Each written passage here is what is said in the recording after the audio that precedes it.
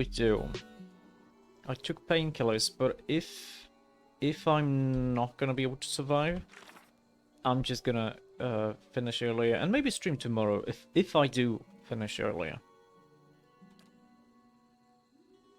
Yeah, we need this. This is the last one. Keep an eye on the Devil of Karok. Honestly, I don't really care about doing the quests of the people we're not going to be using.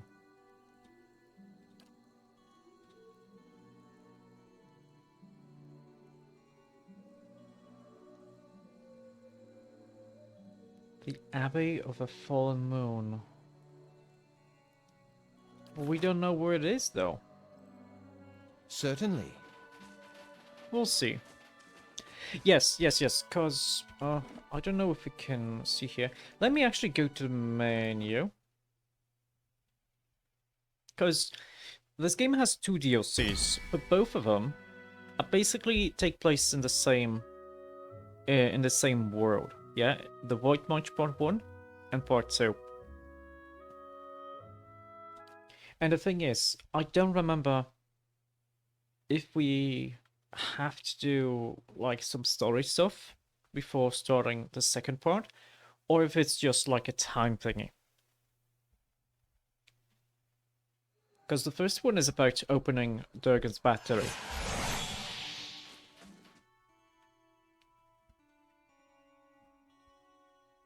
Okay. I'm guessing we're gonna have a few candidates for finding the soul of the person, of the dwarf, who's gonna tell us how to open the door. You've been busy since we last spoke. I want to thank you for what you've been doing for Stalwart. Let's examine her soul. Your awareness settles beneath Ren and Goat's skin. You feel yourself looking through her eyes upon a time-faded memory. You're standing in the inn. The room is stifling, and it's the body heat of so many furious... heat of many furious villagers, not the neglected fire pit that's drawn sweat from your pores. Your husband waits by the door, about as far as he can get from the assembly. He holds Aldrich, whose cheeks upright as he watches the adults bicker with wide, fearful eyes. You'd never realized how badly your neighbors stank, but something rank and repulsive rises from them as they pack together in this room. Okay, that's still her memory. It's not the memory of the potential soul from the dwarven times. How much did the old snake pay you, Sina Hiod? It's Grindy, the head fisherman, jabbing a furious finger towards the back of the room. Sinahiod, your erstwhile mayor, squirms in a corner, pinned by the accusing stares of the entire village. Oh, those eyes. They're cruel, porcine eyes, and are watching Sinahiod with a dumb gluttony of hogs staring at fodder. She's not a good person. Because what we have here, these are her feelings at the time. She's not a very nice person. The only sight that turns your stomach more is Sinahiod himself trying to wriggle free of his own lies. Maestro Galvino and I came to an agreement. It was for the good of Stalwart. I thought... Oh, I see. This is probably during the time when Galvino bought the Devil of Karok for his experiments. You thought you'd let a killer walk among us? Cries of fierce agreement rise from the others. What began as a collective grumbling is swelling and congealing like storm clouds. You look back at your husband. He's whispering to Aldrich, but when you catch his eye, he directs a silent supplication to you. Let's go. A wet smack draws your attention back to the other end of the room. Someone's thrown a potato, and Sinahiod cringes and rubs his jaw. Hello, Ryuzuki. Hello. Welcome. Our stream's going well. We just started. We're hopefully finishing up the first DLC for the game. I'm decent. I had a good day, but a bit of a headache and toothache and everything ache. Oh, I took painkillers. Let's hope I get better.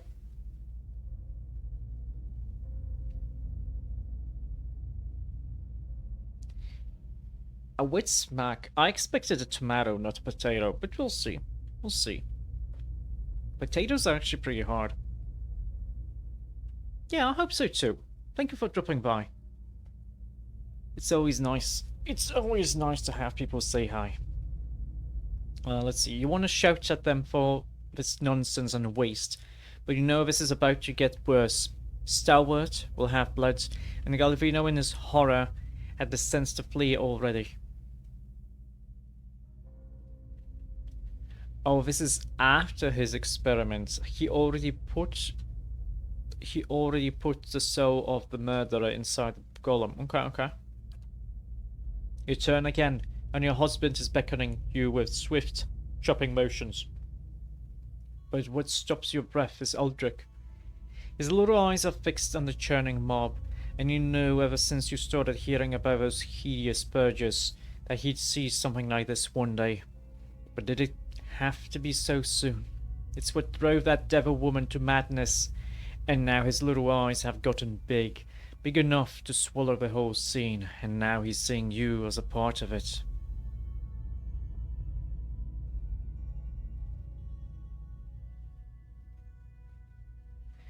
It's late for you? Okay. Have nice and sweet dreams then.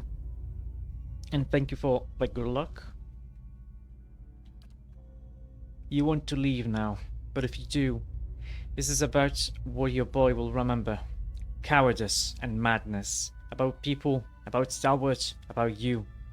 The people around you jostle and bark in their rage. They're dangerous animals, but animals nonetheless.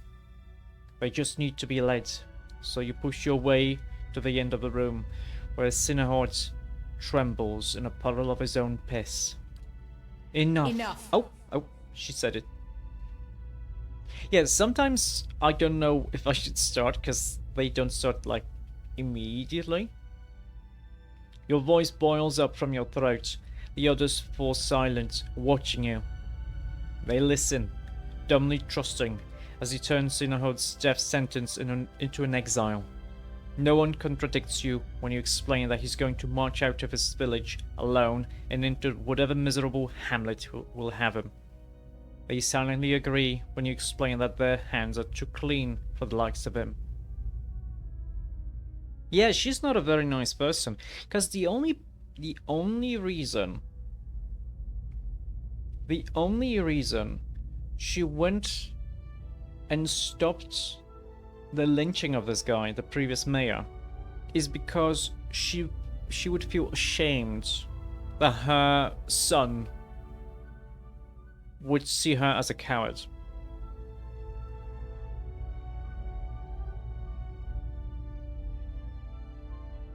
Yeah, that's more or less it, I think. But there's something else forming behind their eyes, a kernel of trust and dependence. You feel it curling around you, encasing you like a pearl does sand. You only wanted to spare Sinnerhod's life, not volunteer for this job. But you see so much fear simmering just beneath the expressions. Fear at godmen marching through the mountains, at their wardens and their purges, at dying the slow and lonely death of a ghost town. And you see their grateful reassurance mirrored in Uldric's expression.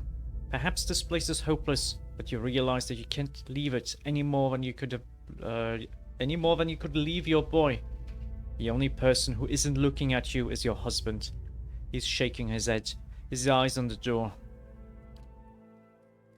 You retreat from Renangild's memory. Vivid though it is, it has nothing to do with Durgan's battery. What's on your mind? Nothing. Your mind. What about Uldric? Seems I was wrong about you. Most of these adventurers come for gold and glory and leave us with a new heap of trouble. You've been different. I have been different. Let's read your soul. You reach for Uldric's essence and find yourself staring at a fence post lying in a filthy slush of frozen mud. Snow gathers around your legs and trickles into your boots. A wind nips at you even through layers of furs. You hold a wood chisel in one numb hand and a mallet in the other, kneeling over the fence posts. You get to work.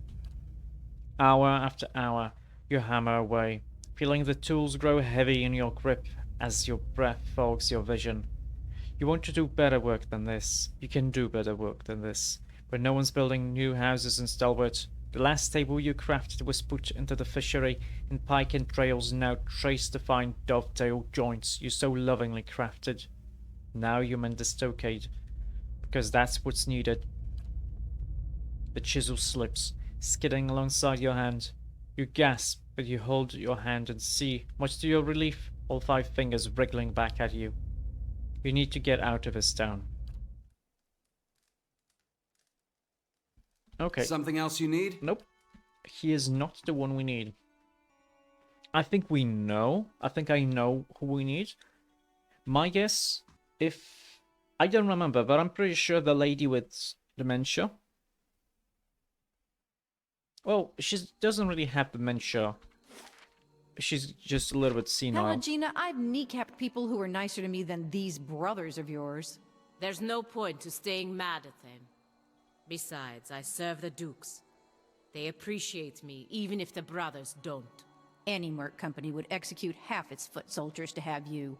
Well, if the Dukes ever tire of my service, at least I know I have options.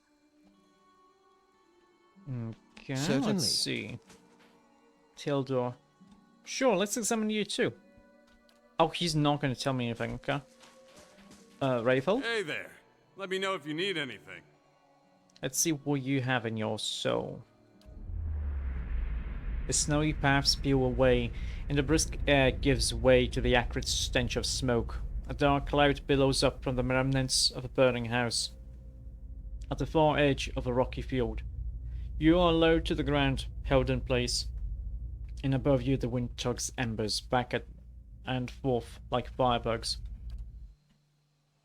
Not so brave now, are you? The vision in your left eye is clouded, such that the figure standing over you is a collection of rough smears of black, cast in silhouette by the fire. It swings towards your face, and a subsequent burst of agony jars you out of a memory and back into your own skin. That's curious. So someone smacked me inside of a memory and I got thrown out? What? Did I spill something on myself? That's actually curious. Oh, wait. We're supposed to go here.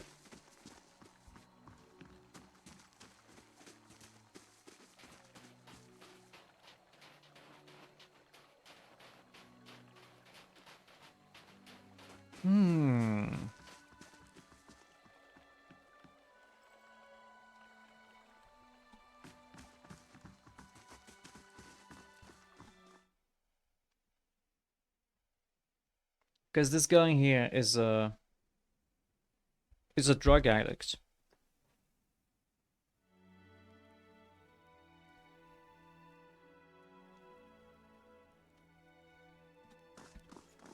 I'll see what I can No find. one's here. Let's see what thing. Did Mana? Yeah, she just picked this up. Wait, what's this?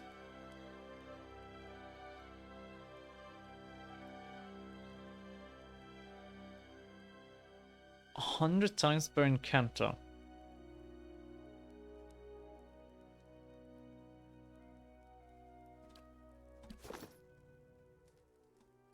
Okay.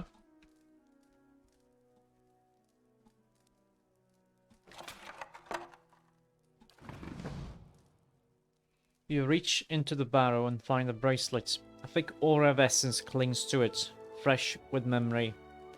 You feel yourself drawn into it. In the memory, you stride into the fishery. The floors are swept clean, but the wood is still splotched with snowmelt and fish guts. A man hunkers in the corner, his head nodding forward as if in sleep. He looks up drowsily as you approach. It's Grinder. His face is youthful but sallow, and his hair hangs in stringy locks. You feel a pang of anger and pity at your brother's debauchery. Arda. His voice is a little more than a croak. It's past midnight. Your throat feels tight. Grinder wipes his nose, then examines the mingled blood and powder on the back of his hand. He shrugs. Your fingers clench around coarse, thick fabric. Your father's best wool cloak tucked under your arm. Go! To raid Ceres, or Defiance Bay, or fucking Air Glonfoth, I don't care! You hurl it at the ingrate huddled on the floor. He picks up a cloak and looks at it with the same sort of dull wonder. He wipes his nose on the lining. A sudden rush of fury leaves your limbs weak and raw. I'll tell them. Mayor Sina healed. The neighbors, everyone. Oh, he killed his own sister? Okay, here was, like, Mr. Galvani, Meister Galvani, wanted me to expose this dude. Because he's a drug addict, and he thought it would be funny. But if this guy killed his sister, then I'm exposing him 100%. If he didn't, I'm going to try to tell him to just stop. About what? He mumbles, churning his words from a morass of snot and saliva. The stealing. You think I haven't noticed the money missing from the fishery coffers? Or heard Tana talk about losing a golden duke? You whisper, afraid even know that someone will overhear you, and the words scorch your throat. You can't be found when there's work to do, but every time those merchant wagons roll into town, you've got coin enough for a few bags of ripple sponge. No, it's not. He rubs his red-rimmed eyes. Your own grow warm and blurry. Stalwart tolerates your sponge habit, but they won't abide your thieving. You touch your bracelet, a gift from Mother, plucking at the beads. The bracelet we just picked up. You won't. He rises, steadier on his feet than you would have thought. I will.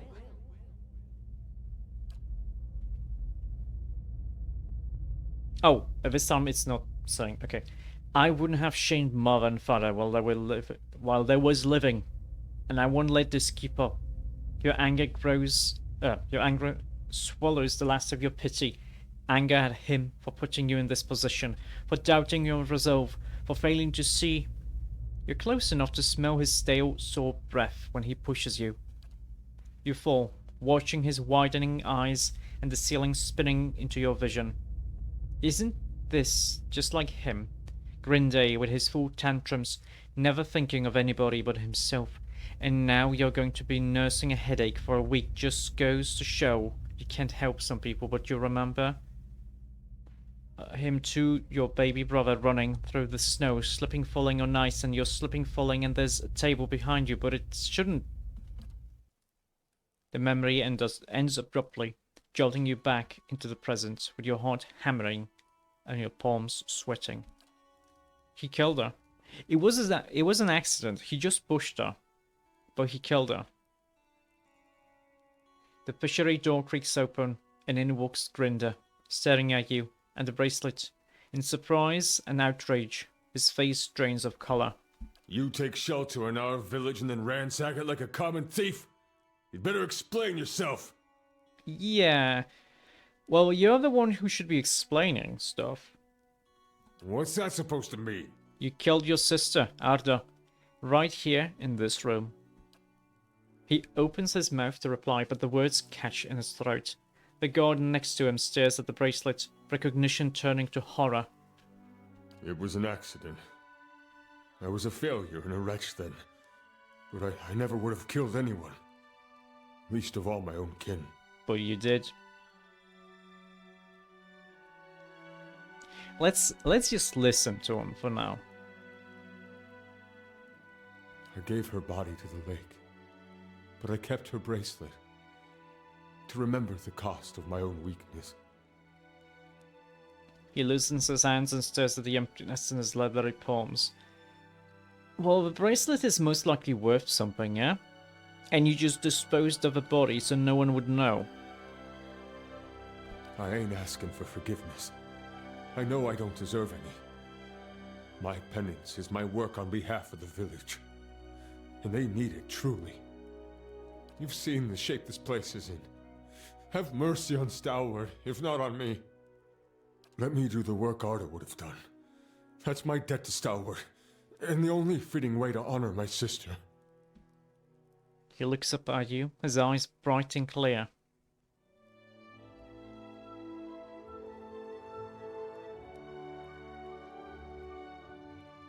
I wonder what we would learn when having perception. But we are gonna use the result. It's not for you to decide. You owe it to Arda and to Stalwart, and to tell them the truth about her death. Kept thinking I could get by this way. But I guess you're right. It's time they knew the truth about me. He turns to leave, looking back at the fishery one last time. There's other people who can, like, take care of the fishery, so...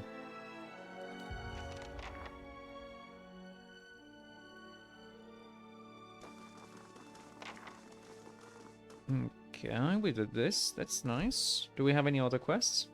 We have the quest for the helmet, but I don't think... I think the last part of the helmet is going to be inside Durgan's battery.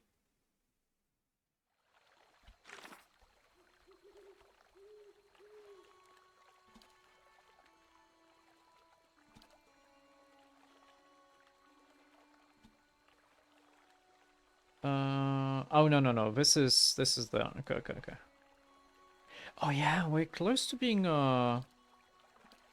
we are close. Yeah, we don't have any side quests. We're close to getting a level up. Yeah. Nice.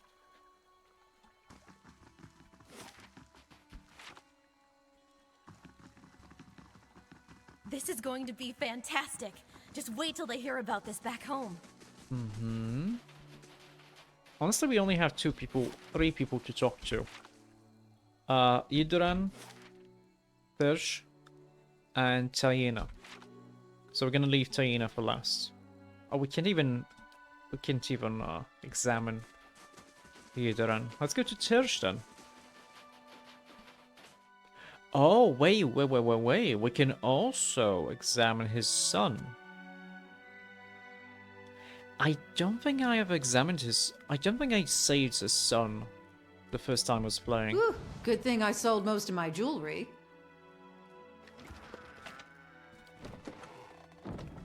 Certainly. Father wants me to stay inside for a time. I don't think I can face anyone just yet. That's fair. He wouldn't have anything, because it's possible he would not be alive at this time. Welcome. What can we do for you? Let's read your soul. Thirsch's soul is a vibrant, stolid thing. And as you reach out for it with your senses, you see your breath begin to fog in the air. You find yourself seated at the crest of a hill, overlooking the mountain pass below.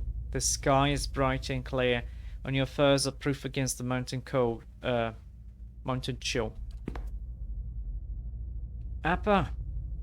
A child, barely old enough to walk, burbles happily as he wobbles towards you. He points down at the elk herd, picking its way across the river. Then you smile, proudly. The vision fades, and with it goes the swell of joy. There's a tight knot of regret within your chest, and only when the last of the vision has faded does it leave you. Okay. Oh. That's a shame then. Because now that I think of it, we talked to everyone here. Oh, wait. No, I totally forgot about going inside of a tavern. And then you hit your own father? Not I. That was Isilmi. Yeah, but you're the same person. Fine cock's feathers to that! I see your point. They're not the same person. They share the body. They share a body, but they're not the same person.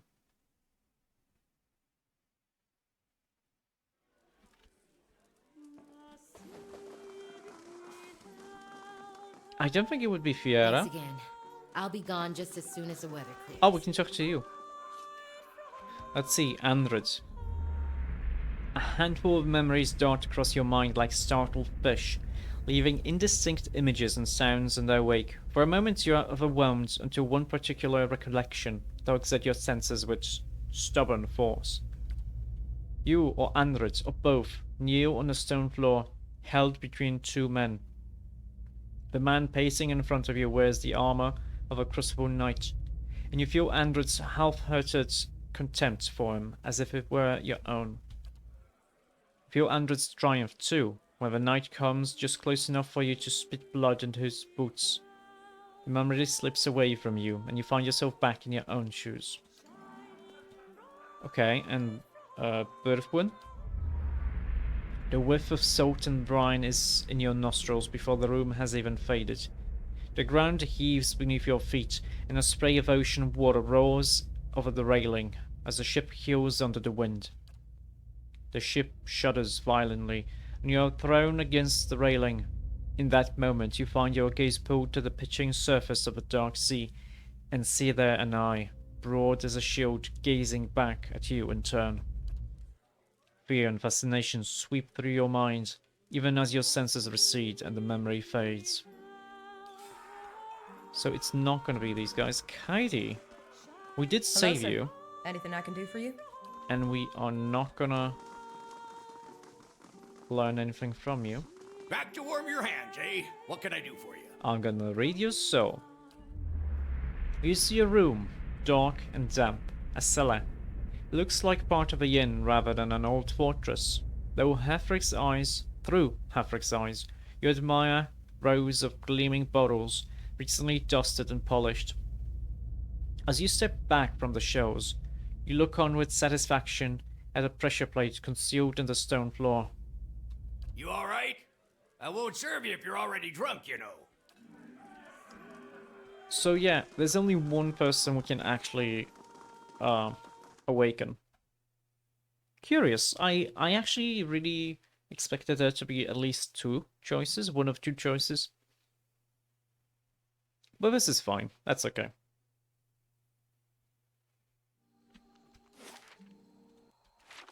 So it is gonna be this lady.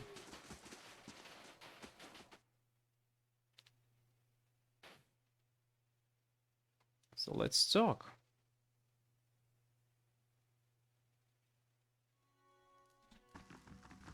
Taina. Got to speak up? My hearing ain't what it was. That's okay. I'm just gonna look at you for a moment. Yeah, we got experience. You feel her essence humming and buzzing.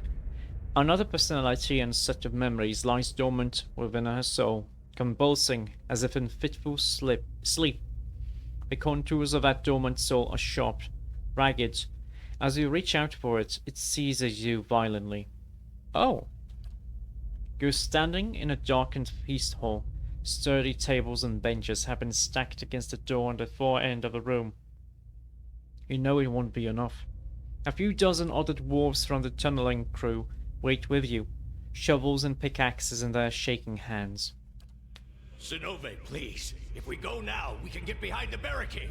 We won't do any good here. He's right. And you hear agreement in the quiet murmur of the others. But Arms Warden Marun ordered you to hold your ground here. Yet, in those rising whispers you hear the opening bars of mutiny. You've never tolerated insubordination from your crew, and you aren't about to start. So you heft your pickaxe and swing it into the man's skull. He collapses, and the others fall silent. The acrid odor of urine rises from his body. We're gonna go down fighting. Anyone who feels differently can settle it with me right now. Your voice is hoarse from hours of shouting orders. When no one else moves, they cast their eyes down in the flickering torchlight. Something thuds against the door. The others raise their weapons, picks, shovels, and a few swords, but they don't dare flinch. Your own pulse pounds at your temples. You pull back from Taina's soul, but you feel Zenobia's wrath and ferocity tugging at you still. Her essence trashes, lashing out at an unseen enemy. Zenobia is powerful but dangerous too. Her fury has anchored her to old and threatening memories. You consider that there may be others you could awaken. Taina, however, seems unaware of any of this, and she blinks back at you with cloudy, placid eyes. That's bullshit. There is no other person I could awaken.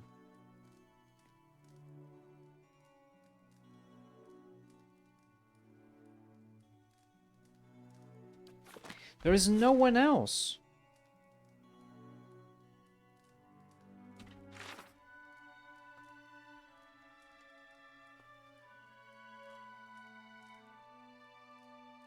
This is...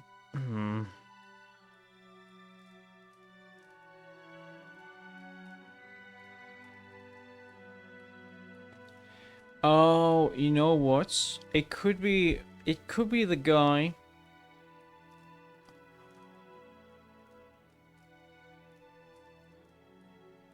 It could be the guy who left.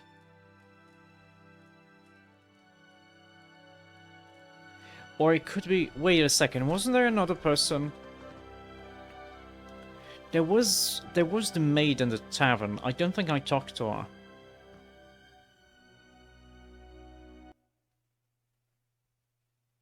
Yeah. Let's see if that one can also be awakened.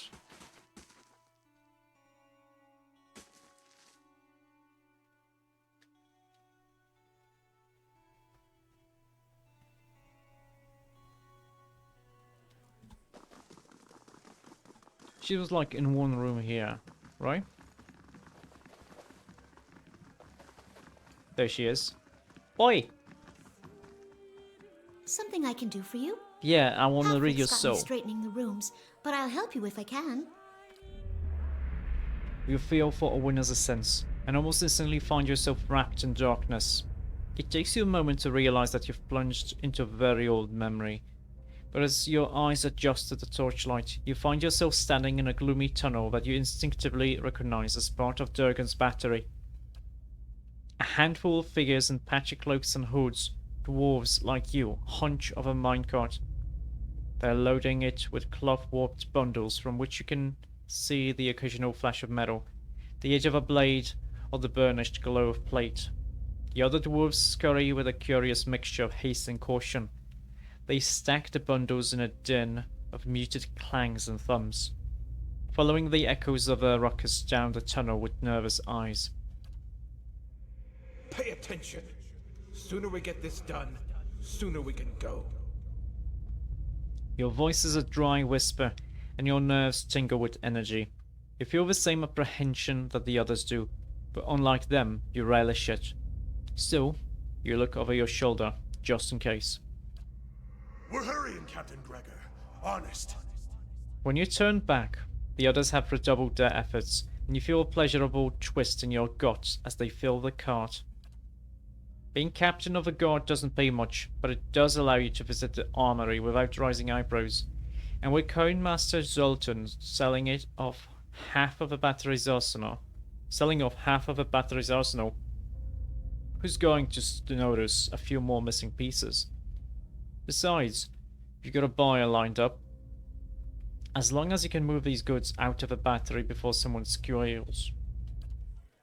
You pull back from the memory to find a winner staring at you. Sir? Excuse me, sir. You alright? Well, we were told that we don't want to awaken someone who's in a very stressful situation in the memory.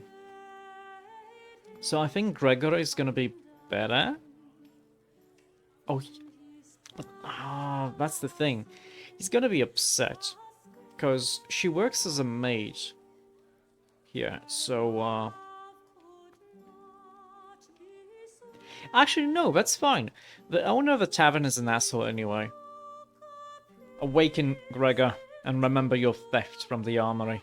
Who? I don't... Her face goes slack, and she looks for a second as if she's fallen asleep. But her eyelids flutter, and after several seconds they open to slits. Alof raises his hand to his mouth, his face frozen in horror. Yeah, he doesn't like this. He's not gonna like this at all, because to him, awakening someone is a very bad thing to do. In general, it's a very bad thing to do, and we just did it. Thief? I'm the captain of the guard. Best be careful where you sling an accusation like that. Her words are slow and calculated. Honestly, show some remorse. You've abused your position and the trust of your people. I performed my duties as captain. And if the honored coinmaster Zoltan can sell Durgan steel, why shouldn't I? Say, you looking for a deal? Because I can make deals. Well, she leans close enough that you can feel rather than hear her words. Look around. You're in no position to make demands. I see. Her expression flickers, but she otherwise hides her surprise. You have me at a loss. And yet, this is not a loss entirely. She looks herself over, holding out her arm and feeling the fabric of her clothing. Yeah, I need to reach Durgan's battery. Give me the Cantic. Hammers of Durgan, ring loud. May the anvil's deep music resound. Walls of the battery safeguard our works from marauder and wilder alike. Abidun's faithful travail by the forge, and the fires that brighten the ore. I hope I'm not gonna need to remember this. If anyone asks, you didn't hear it from me. Got that? Now. Owena doubles over, sneezing hard enough to scatter dust across the floor. She looks back up at you, wiping her watering eyes. Beg your pardon for going on so. I got carried away and... She stops, blinking. What was that I said? About hammers and fires and... Her eyes grow wide and round. Yeah, you're awakened. You share the soul of a god captain from Durgan's battery. You must be joking. How could that happen?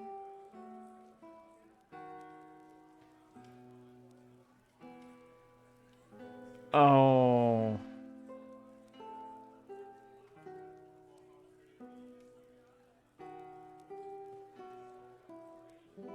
Let's go. Let's just say nothing. I can't be awakened. That means... She takes a step back, covering her mouth with her hands. Andres Tides, I'm stuck with him. Her body goes rigid, every muscle tensing. She stands there, frozen in shock, until a sly look warms her eyes. The thaw creeps down her shoulders and torso until at last she speaks again, her voice as smooth as oil. It's not all bad, Owena. Way I see it, you and me could make some deals. To our mutual benefit. She cranes her neck, taking in the dark room. Deals?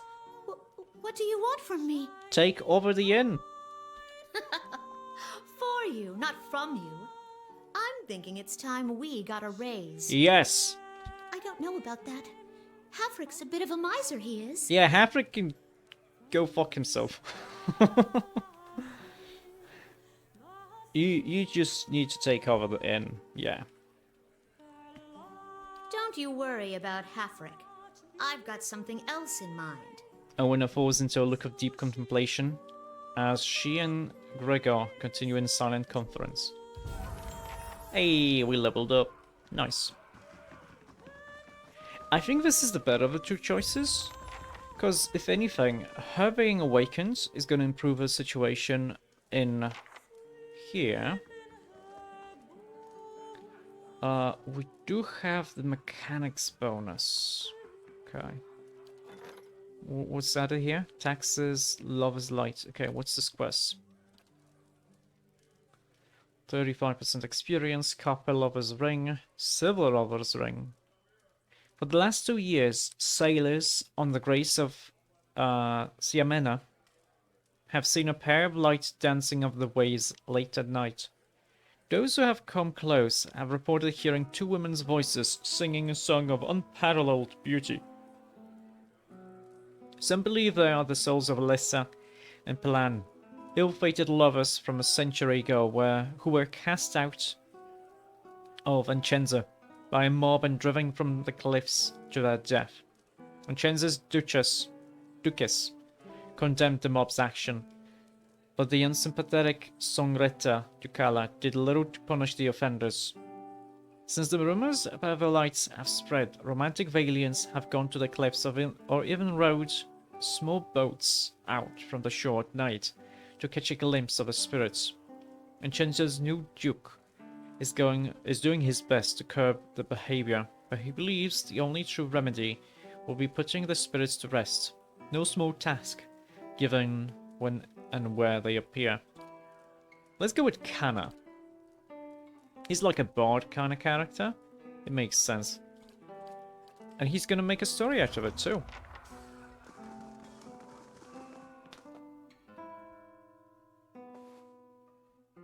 Very nice. Still no idea how we get to that other place. Old leaf brandy? Isn't that a tad expensive for a mercenary's wages? It is if you pay in silver. I paid in steel. That's the most senseless act of... I traded a very nice dagger for it. What kind of bloodthirsty lunatic do you think I am? One with exquisite taste.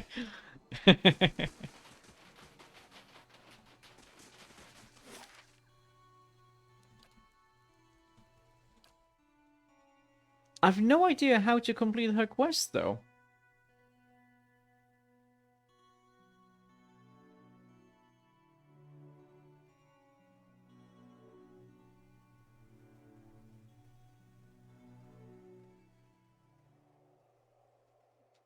Unless maybe we're able to complete it in the second part.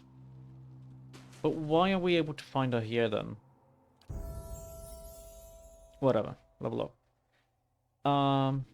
We only have 8 points. Do I wanna go lower? Or do I wanna get athletics? You know what? I'm fine with 10 athletics. I think that's totally decent. Let's go with lower.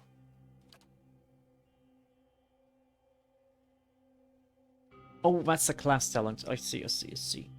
Ages of loyalty, reinforcing. I've no idea, because I don't remember which one we already saw and which one we didn't. Focus, no. Zealous, no.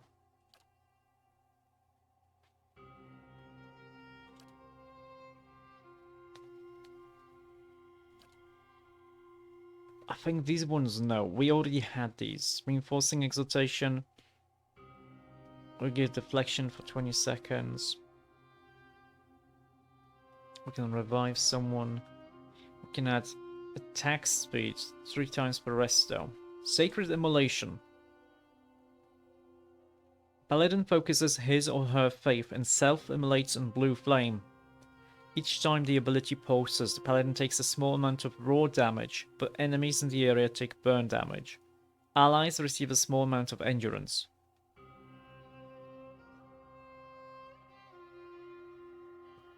So, every pulse, we take 6 damage.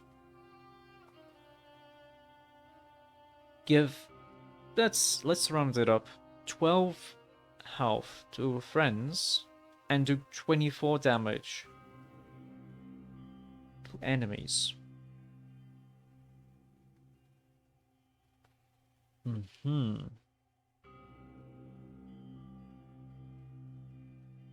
That's actually pretty nice. An abjuration.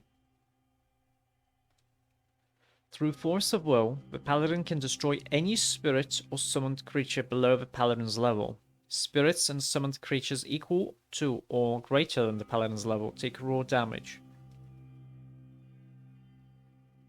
Between the two, I think Sacred Immolation is going to be better. Like 6 damage per turn is not that bad. Yeah, I think this is fine.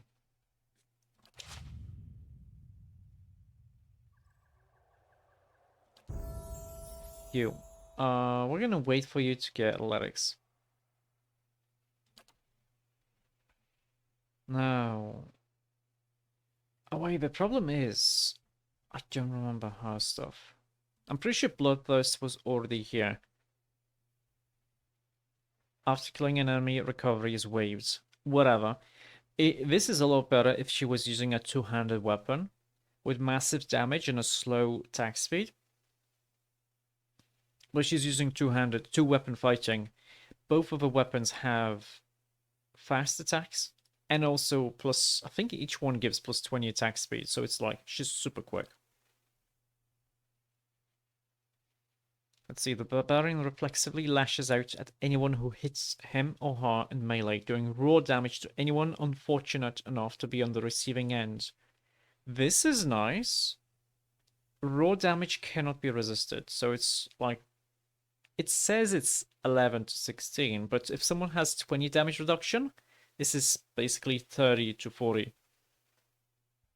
So this is nice. Dragon Leap.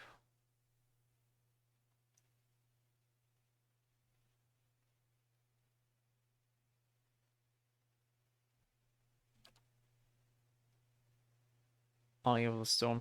Eye of the Storm is also really nice. So if someone is 2 levels below, they cannot flank her.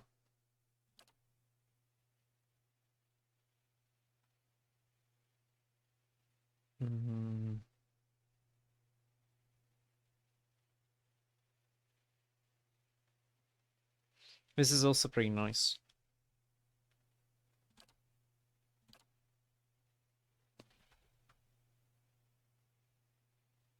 But I do think having Barbaric Retaliation is going to be pretty strong here. Like doing between 11 and 16 damage every time someone hits her. If she hits them in turn, I think that's pretty powerful. Alof though. Alof can learn another spell level. And next level he's going to be able to make his mechanics 13. Let's see. The late Fireball, which is tiny ball of flame that sits for a fixed amount of time before exploding for heavy burn damage. Warding Staff is...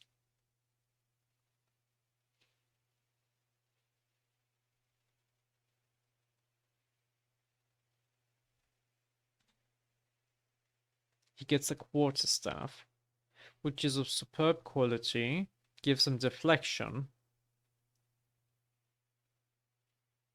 I'm not really sure about this one. Like, it's cool and all, but I feel like that would turn him into a melee character. We don't want them. Substantial Phantom. Independent copy of the wizards. I can cast a few spells. Okay, it's a duplicate with some spells. That's nice. And a Wall of Draining.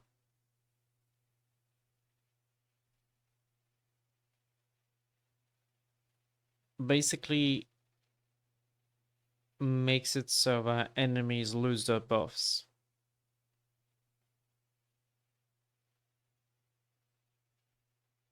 Oh, no, it's different. So for every second drained, the wizard gains duration on any beneficial status effects they have. Which is interesting, because he could buff himself a little bit, cast this, and gain stuff. These spells are kind of whatever, though. Let's go with the Phantom and the Staff.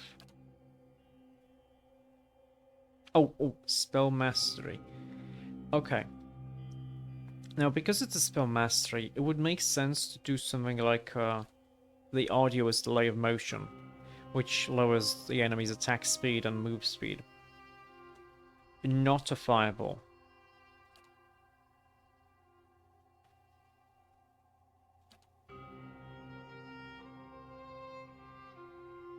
Oh, and these are just weapons. Nah.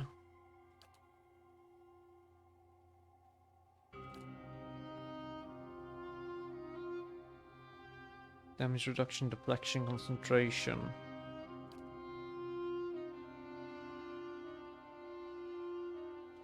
Actually, this one seems pretty okay. Also has a higher radius, bigger radius. You know what? Yeah. Let's just fix the spellbook though. Yes? I'm sure he already has some level 7 spells.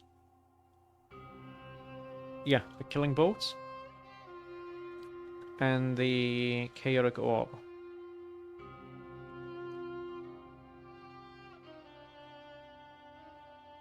Which the chaotic orb seems to be very powerful.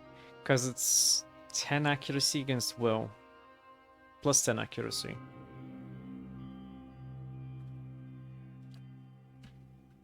Killing bow 2.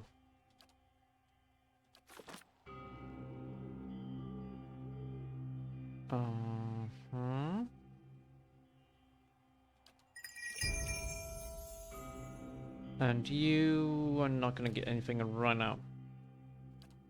Stasis show. The Cypher is able to isolate a single enemy from the world, leaving them unable to act, but also unable to be affected by outside parties for 30 seconds. That's nice. Technically, we could have, like, we could get rid of someone for 30 seconds, so we can, like, buff and do other stuff. Take them out of a fight for a little bit. Time Parasite. By siphoning power from enemies' souls, the Cypher is able to slow them down and increase his or her own speed. Steals attack speed.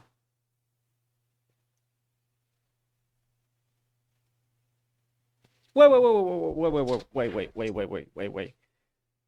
Isn't this like hella powerful? Does it stack? Like if she manages to steal 50% of attack speed from 6 people, because it's 5 from the main target and 5 here, wouldn't she basically become a machine gun? Oh. Huh. It sounds nice. Okay, Hey. it didn't level up yet.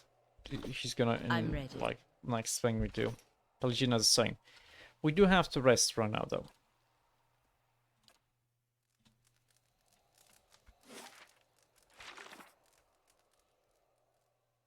Certainly. We should also go back to Galvino. Because we need to tell him that we did the thing, right? Yeah.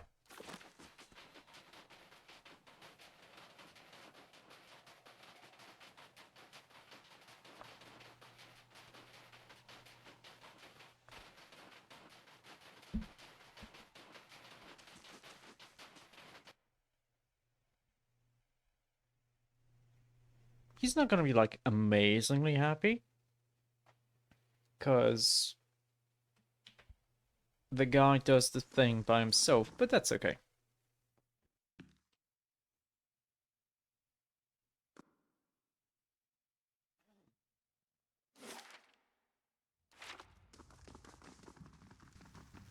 I still have no idea how to open up this bookcase. Oh wow, she's got 300 endurance. Nice.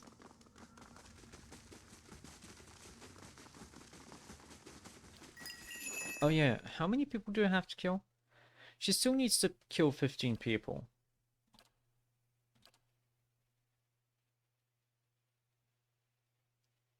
Hello, Maddox. Hello. It's going pretty well. Pelagina just has to do 300 damage. That's fine. I still need to drink in every barn in the world. How are you, though? Hope you're doing good. Okay, Mr. Galvino. The devil has not scorched you yet, eh? Perfetto. Yeah, I have news about Grinder. Yes? Does the sniveling cur hide in his home? Or has he been exiled to a place even more frigid and foul? Yeah, I actually learned that he murdered his sister. Diverus! The man is even more of a wretch than I thought. His face glows with a macabre delight. What of him now? Surely the villagers string him up with his own fishing line. Yeah, he's leaving town with his tail tucked between his legs. Perfetto! Oh, I only wish I could have seen it. I will open a good wine tonight. As for you, take this. We got 2 potions. That's okay. Now, Eder.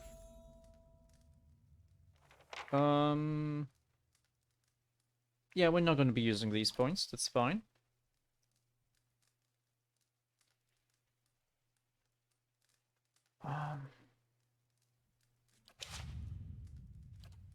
We just need to see, though. With Eder, the question is... Like, this is a nice bonus. But I feel like we are going to be swapping out of this mace sooner or later.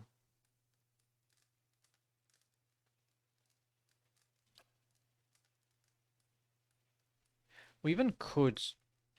Now, let me just see. He's got noble weapons.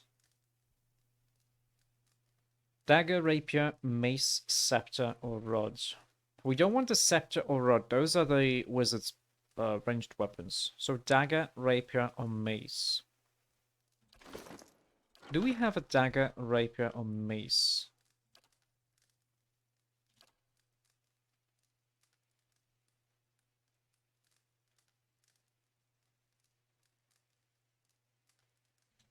It is accurate and superb.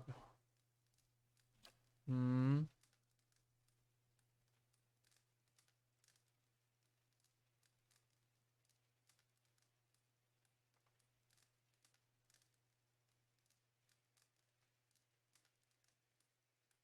Not really.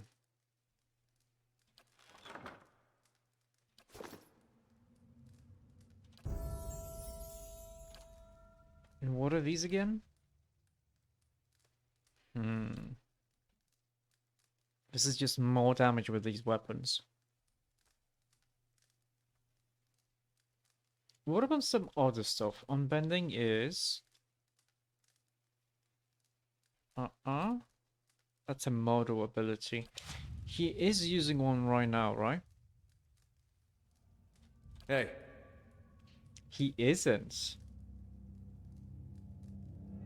Now, the problem is, if he's using a model ability, it lowers his accuracy most of the time.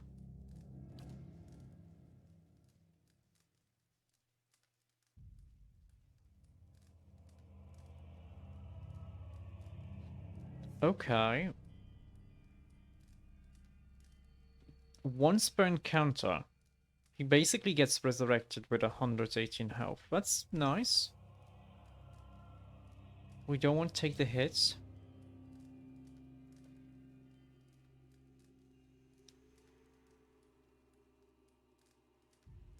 We can lower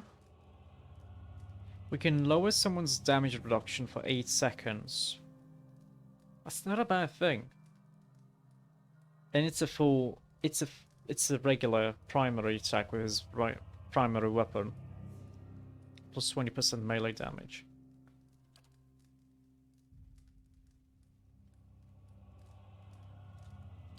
And charge is... That's pretty decent damage. 59 to 77 crush damage.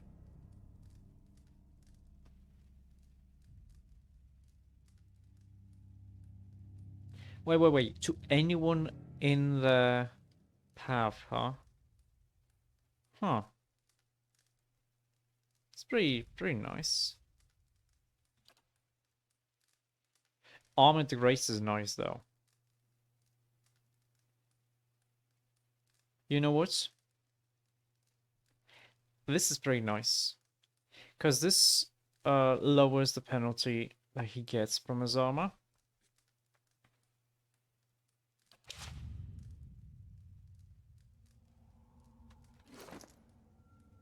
So from 40, it becomes 20%.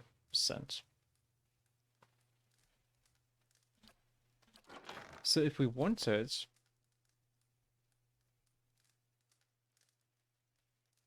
Oh, he's got a really nice one.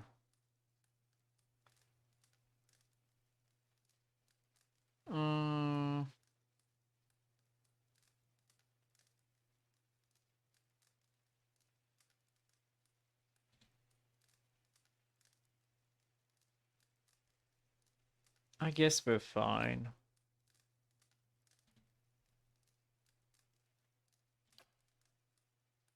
Oh, he still attacks quicker. Yeah? He still attacks quicker. This is decent. This is fine. Oh wait, Pelagina too. We're gonna be saving those points. I do think I want to give her like a healing chain. Or something. Wait just a second. Just a second. I need to remember. I'm ready. She is using Zealous Focus. Okay.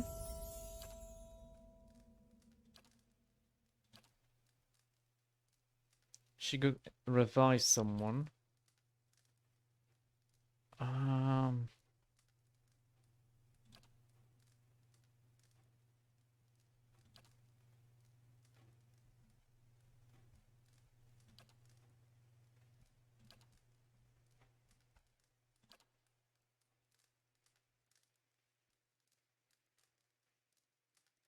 Sure, let's go with Abjuration. I just need to remember to, like, use it.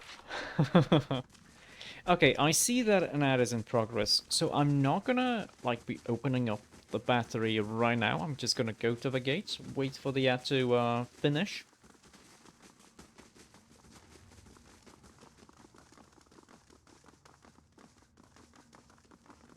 And we shall see how it goes.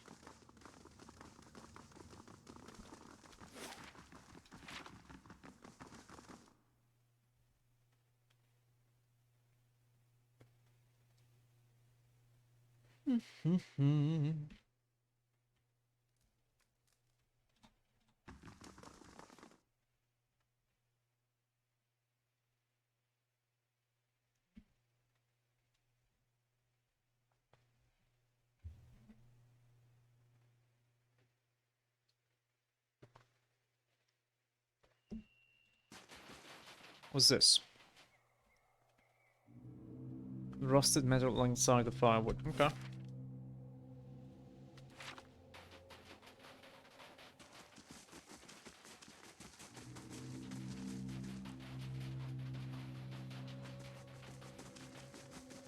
I expect you have to, like, clear out a little bit of the inside here.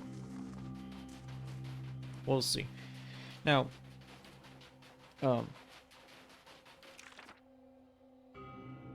we can still get at least 2 more level ups. So we get to learn level 8 spells on level 15. So we'll see how it goes.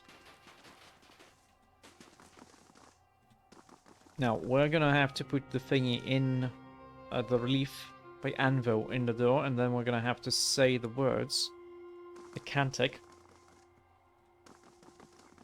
Laying low. We're just waiting 20 seconds for the ad to finish.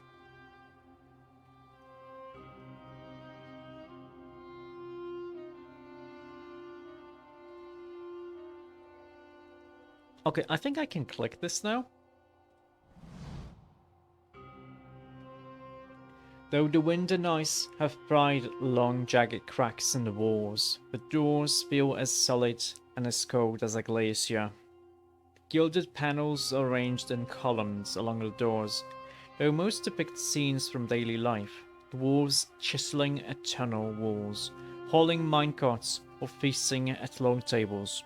One pay at eye level catches your attention. It's a relief showing a crenellated wall, and above it an indentation in the shape of an anvil. Let's place the anvil tile in the relief.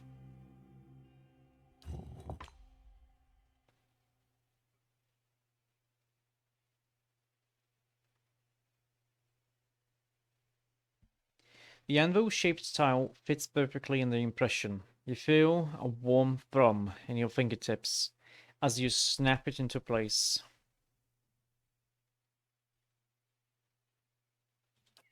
Let me just, Hammers of Durgan, Walls of a Battery, Evidence Faithful. Okay, hammers, walls, and Abaddon.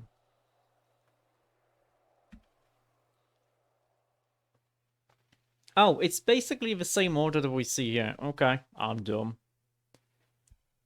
Hammers of Durgan, ring aloud. May the anvil's deep music resound.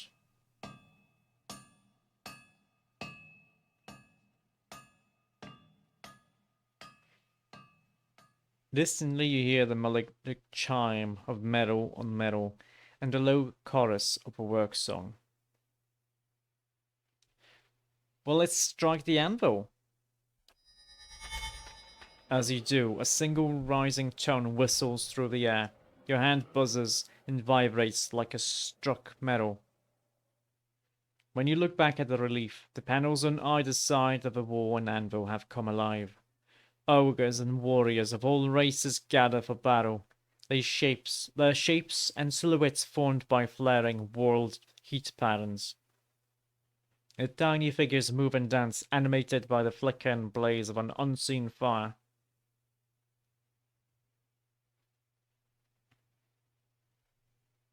But it changed the order. Walls of a battery safeguard our works from Marauder and Wilder alike. You hear the heavy thuds of some kind of mechanism loosening behind the plate. Well, we have to push the wall, yeah?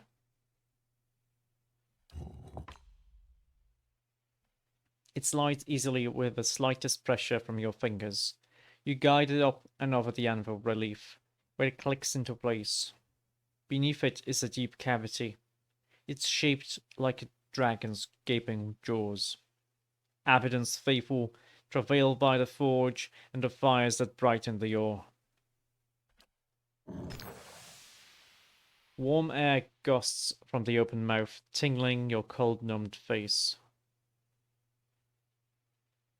Let's examine the mouth a little bit closely. The heat billowing from the mouth prevents you from getting too close, but the rim of the cavity and the tiny teeth surrounding it are blackened with soot. You accidentally inhale some of the vapor. It's odorless, but it leaves you lightheaded.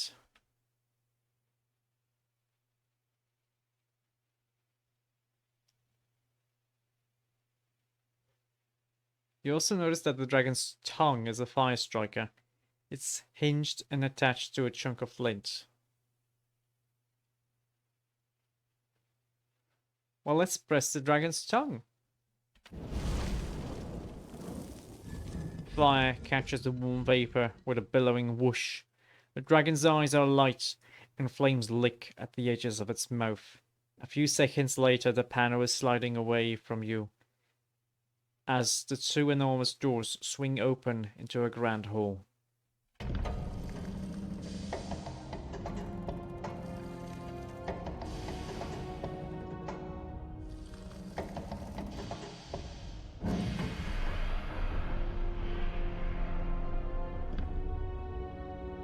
That's cool.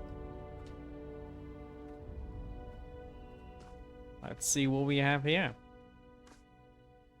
Now, this begs the question, if the helmet is going to be here, then when did the guy die?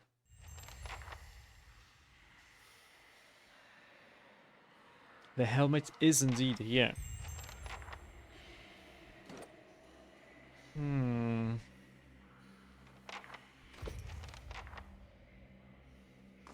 It feels even colder in here. Keep an eye out. Something isn't right. Oh, hello.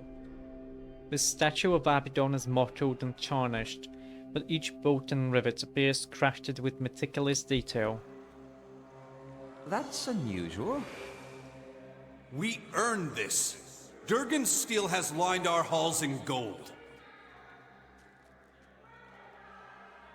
Your vanity dishonors Abaddon and cheapens us all. These weapons are ours. Or have you two forgotten how to hold a sword? Spirits that walk and speak, trapped in their memory. What has happened? An emerald and Durgan cogwheels. Okay. Oh, we can go up. Going up is fine.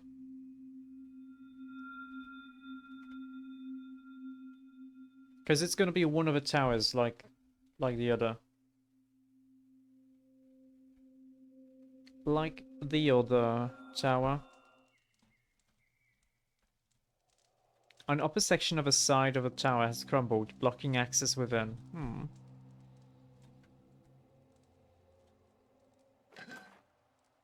Minor gauntlets of accuracy. 3 points of accuracy. That's kind of pretty nice, to be honest. Skeletons, do you have something? No? Okay.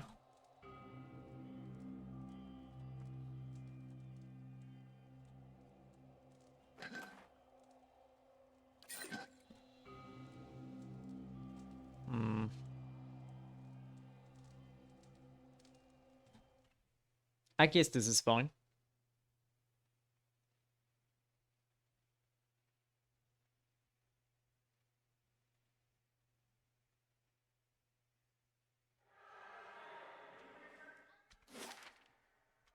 Don't really have much of a choice, we just have to go one way. I'm hearing you.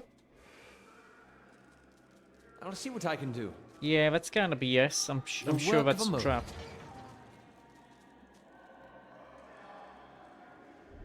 Oh, something's on the table. Damn you both! My generation built this keep to honor Abidan, not to further your greed and ambition. We're Pargrunin.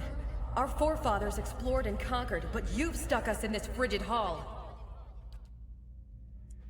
Paved with gold and marble. I won't allow us to abandon our legacy for your delusions. Uh-huh. No, you'll peddle it away to line your pockets. How much have you made selling our steel, Zoltan? Who's the fourth person? Again with your lies. You think I don't hear you turning the others against me? These walls echo, and...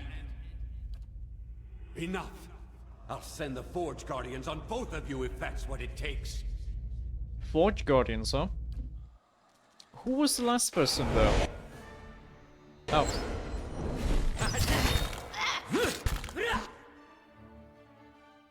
Ah, shit. Your thoughts must flow deeply indeed.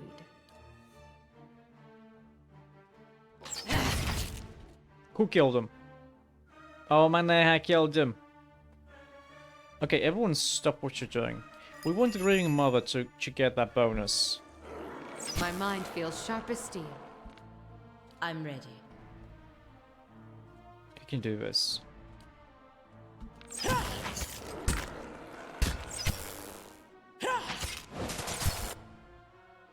Nice. Because she still needs to kill like 10 other people. No, 14 other enemies.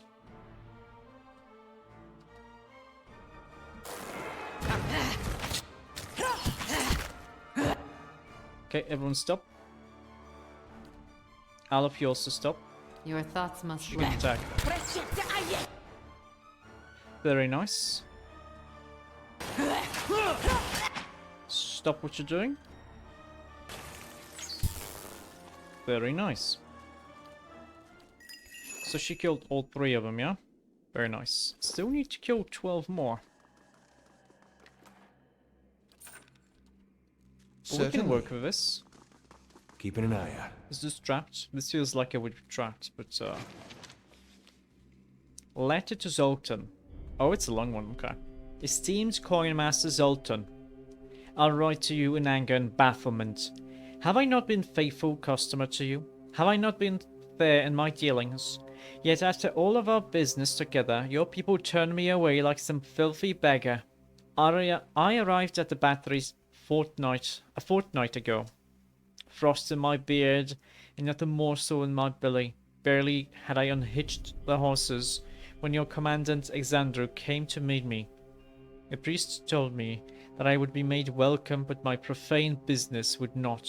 In short, I would have to leave at first light. My wagons empty. Certain that this was that this was but a negotiating tactics. I told Alexander that I would of course see him compensated along with you. He left in a huff, and when I presented myself at the door, it was Commander Maroon, your arms warden, who met me. She told me to leave at once, that she wouldn't have my coin-grubbing hands tarnishing Durgan's deal. Now, I appreciate forceful bargaining as much as any man of coin, but I was cold, hungry, and put off by her vehemence. So I showed her the letter you had sent inviting me to examine your latest stock of Durgan steel. Commandant Maroon drove a rapier through the letter and sliced it in two. She then warned me that her blade, a fine weapon indeed, would be the last I ever laid eyes on if I did not hie back down the mountain at once. Never have I endured such humiliation and expense, only to return home empty-handed. I do not understand what has passed between you and your associates, but I urge you to take charge. I fear the other commandants will be your undoing. Indeed, that of all Durgan's battery, if you do not deal with them swiftly and decisively. Yours, Maester Annetto Cesaro. So yep, the coin master was an asshole. That's a lot of dead people here.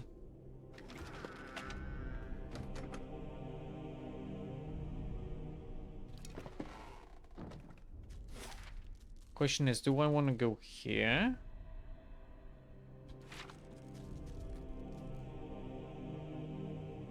Get out! Out! Not gonna.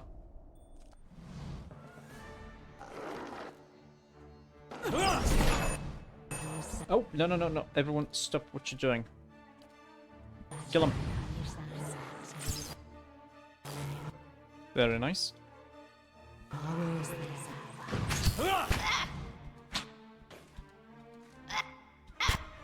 Okay, everyone stop.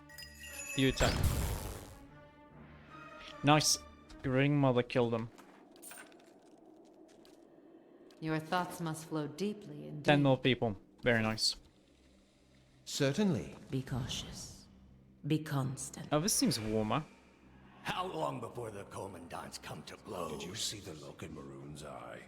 Exandro had better watch his back. Mm-hmm.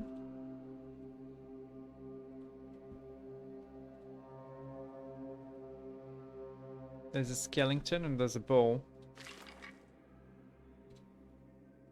Melee damage bonus. That's it! Wait. Oh, it didn't die.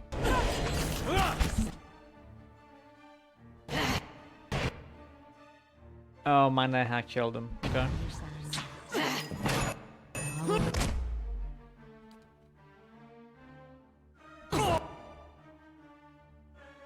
Oh, the ice blight killed him. Oh no. Your thoughts must flow deeply. No, no, no. Everyone. Turn off your thingy. You attack him.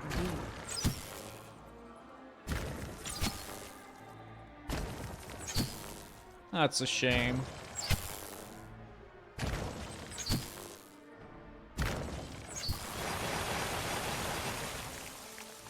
Your This thoughts is why I must hide flow my deeply form from indeed. others. 9 more. Certainly.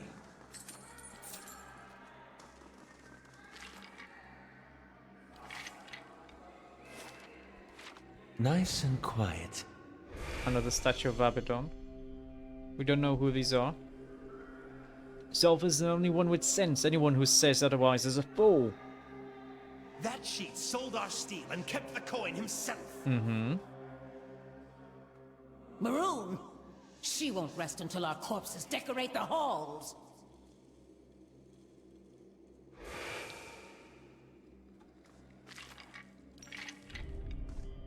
Are these doors?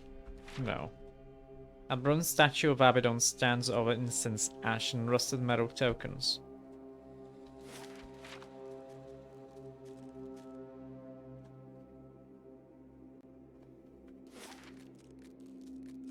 We could have gone out through here, yeah?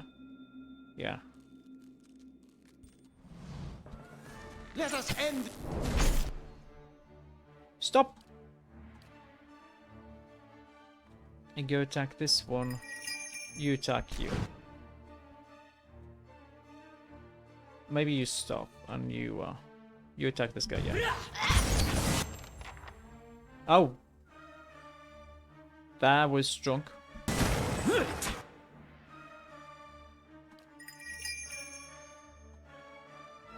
Okay, you just stop. Nice, nice, nice, nice.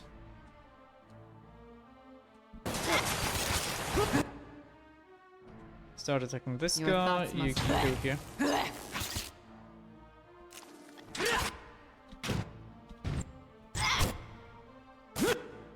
Okay, everyone stop what you're doing. My mind feels sharper endless. My mind feels sharp as steel. Very nice. So that's 9. Certainly. Oh wait, this... I should have expected that this is a trap. Whew, good thing I sold most of my jewelry.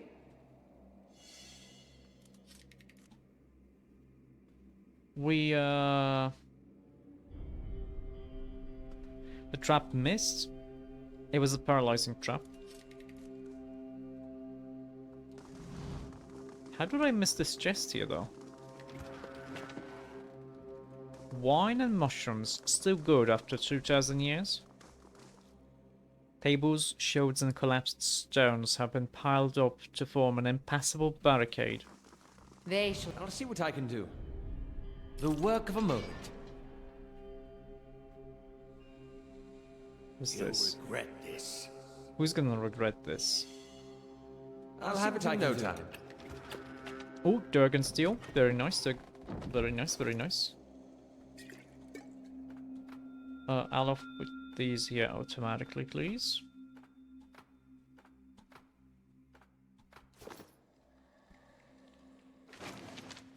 Ooh! It's the helmet. Very nice. As it has twice before, your vision blurs and fades to black. When it returns, you find yourself on your knees, a shattered sword in your hand and a broken, battered helm in front of you. Your helm. You can feel blood pouring down on one side of your face, and you know for certain that you will never see out of your left eye again. Arrayed around you in a circle are other warriors, some from your tribe, the rest from an enemy tribe. They watch the combat in silence. You're going to die, old man. Your opponent is brash, but young and strong. You still think single combat was a good idea? You do.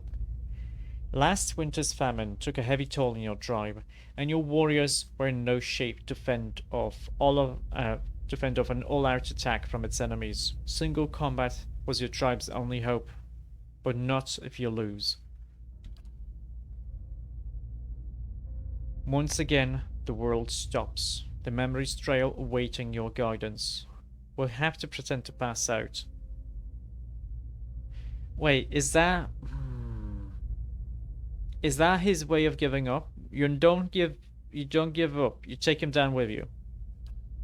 You force yourself to your feet and toss away your broken blade, summoning the last reserves of your energy. You charge your opponent. He's ready for you. His blade bites deep into your side, a mortal blow. He laughs, but the last laugh is yours. You are older and you are slower, but you're still strong. You seize the young warrior's head, and with a roar of triumph, snap his neck and drop his corpse into the mud.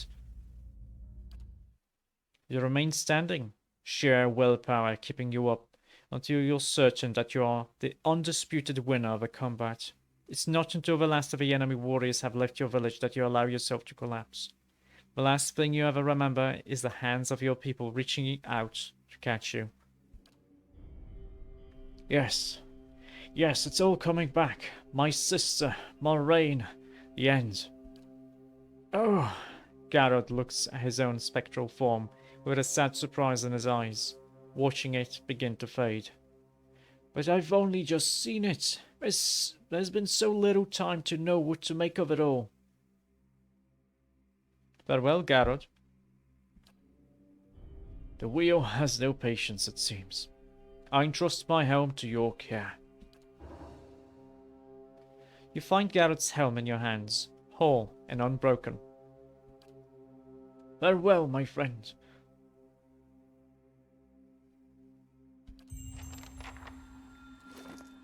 This is the helmet. +3 might and retaliation. Everyone who hits me gets hit. That's decent.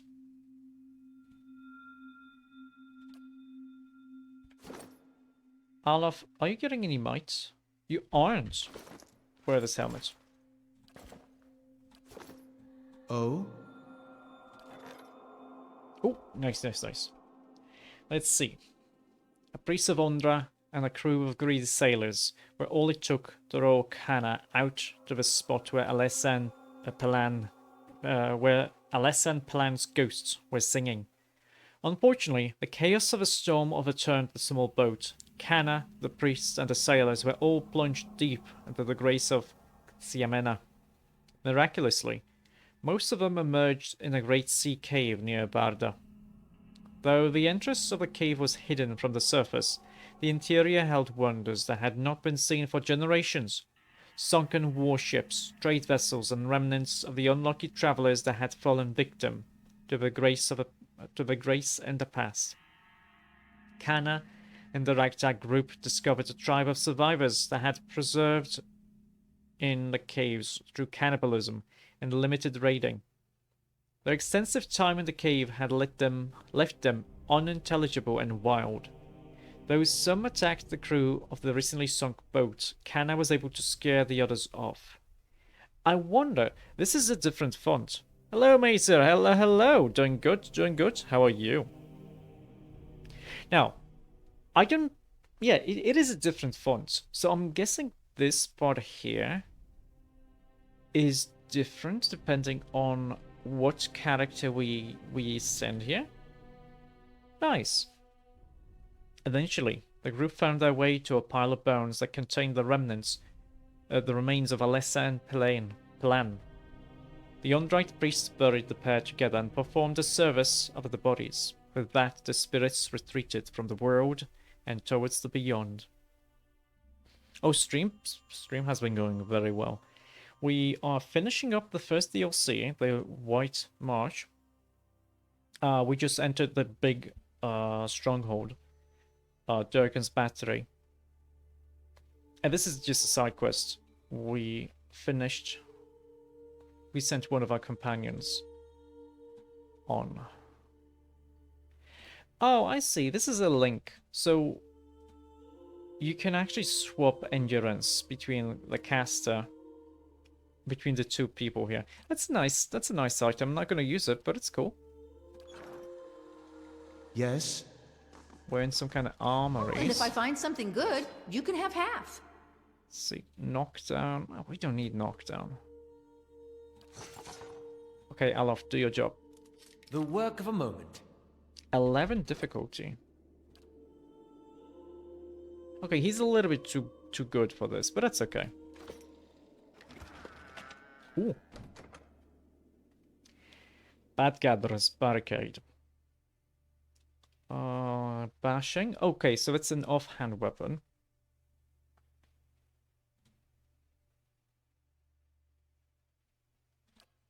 Huh.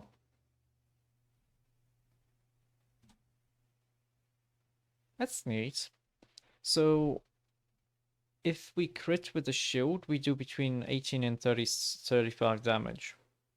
Seems nice. We have to crit though, which is a problem because using a shield, we already have a lower accuracy compared to a single one-handed weapon, and we lower our accuracy here. I'm not going to be using it because my character is not the main character here. I mean, technically we are, but we work very much as a support because the shield that we're using gives everyone else some defenses, which is nice. We've got to survive by any means necessary. Uh-huh. We'll have blood in these halls before long.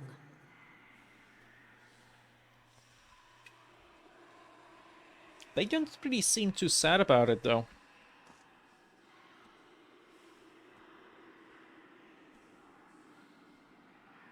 Oh? As you approach the doorway, a wave of essence ripples through the air. The ancient stones grind and groan around you, and a woman's voice echoes from the hall.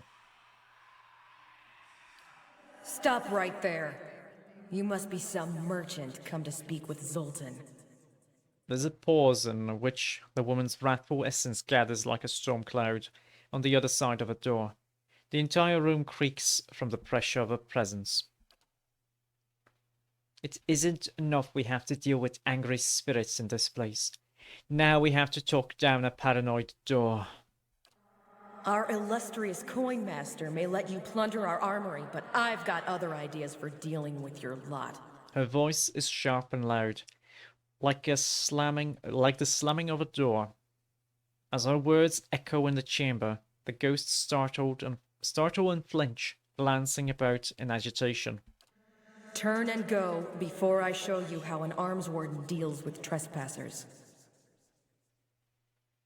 Well, a group called the Leaden Key is seeking something here. The ghosts stir. Ghosts? The ghosts. Oh yeah, the other ones in the room too. Looking around and shivering. Their eyes widen and glow as they light on you.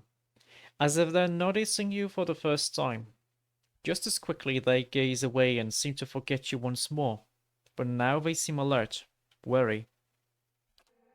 Whoever you're searching for, I haven't seen them. And none get past me. Yeah, there.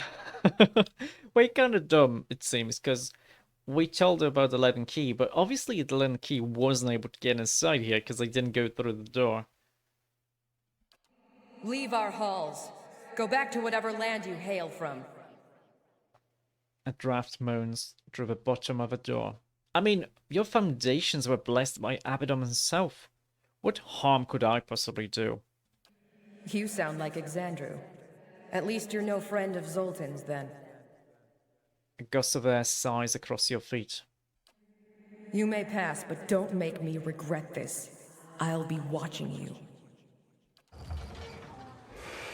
It actually would have been fine to fight these guys, because we would be able to... Oh, wait. Just a second. Is this a trap? Aye? Olaf. Okay, it's not a trap.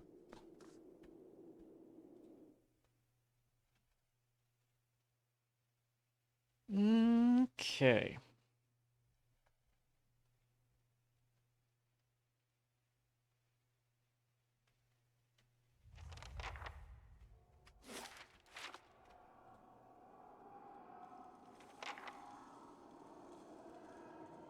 Nothing in these skeletons? No?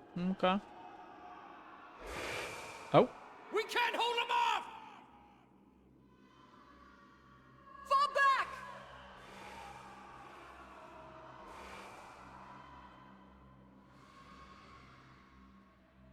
Heat ripples and rises from the grate covered hallways below you. Oh, hiccups. Sorry about that. Something heavy broke through the railing and gouged a chunk out of the bridge.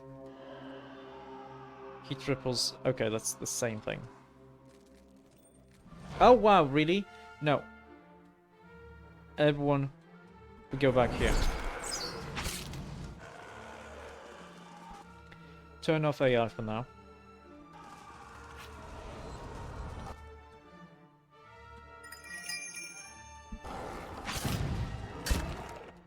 Everyone just attack for now.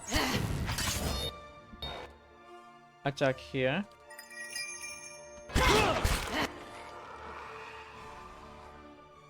Oh, Paladin did this.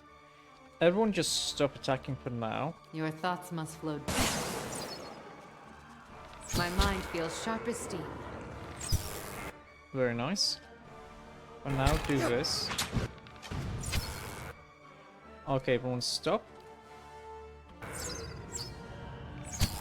It's no use. I need something stronger. Yeah, he's not killing pillaging at this My time. mind Very nice. feels sharp as steel.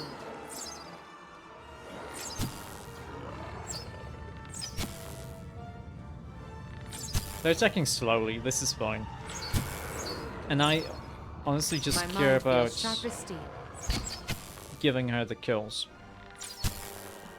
Because I'm gonna be honest, having to kill 5 druids is a little bit unfair. My mind feels sharp as steel. Who's that? Nora, hello! Ooh, ooh.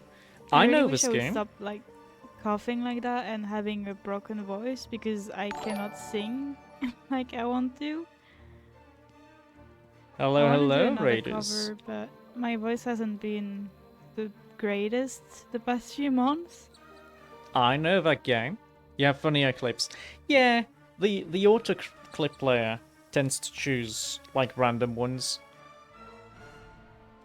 That's okay, but I know that game. That was Kingdoms, wasn't it? It's a pretty chill game from what I saw. I never played it myself. But yes, hello Raiders, welcome. I am Matombar. I am a spirit wolf turned private investigator. I hope you like your stay in the bureau. Also, Old Granola, welcome, welcome. Thank you for the follow. What were you playing today? Today you were playing Phasmophobia. How did that go? I hope it went well. My mind feels sharp as steel. We're playing through Pillars of Eternity. Right now we're doing the DLC. And I'm kind of doing this because I want to upgrade a weapon for the Grieving Mother. She needs to kill 3 more people to upgrade it. Do I want to see a clip from Friday night? Yes. Let me just make sure. Can I do a permits?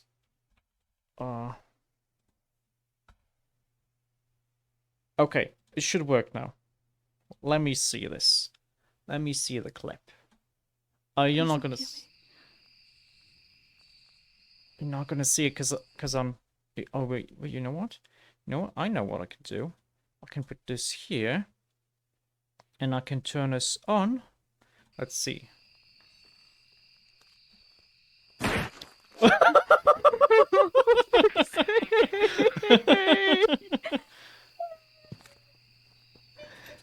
Was that something that was triggered by your chat?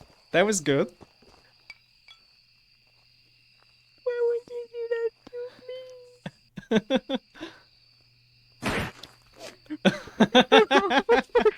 That's great. That's amazing. Oh, by using Vixpa. Okay. Oh wait, no. We need... Okay. This game sometimes has a problem where I alt-tab, it allows the cursor to go out of a window. That was a really good one. Oh, they did today also.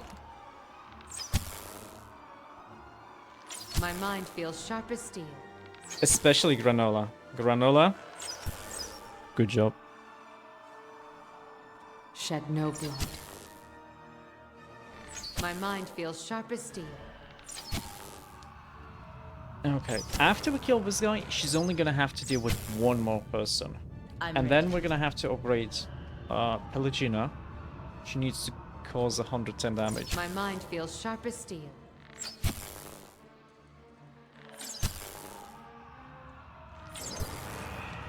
Very nice. Certainly. Silence surrounds me. They probably came through here, yeah? I'm expecting like a trap here. Oh, spirits. Beer and back, okay, okay. Yeah, drink. Eat. It's important. I'm also gonna drink, actually.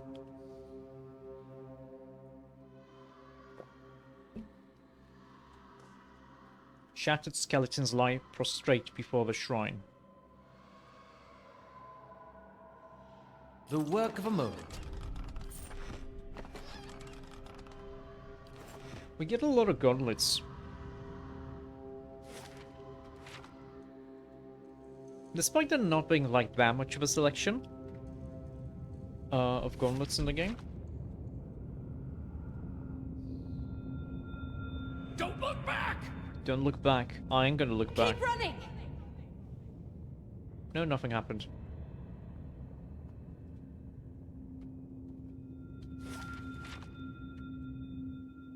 What's this? Heat from the level below prickles your skin. Okay. Out of my way!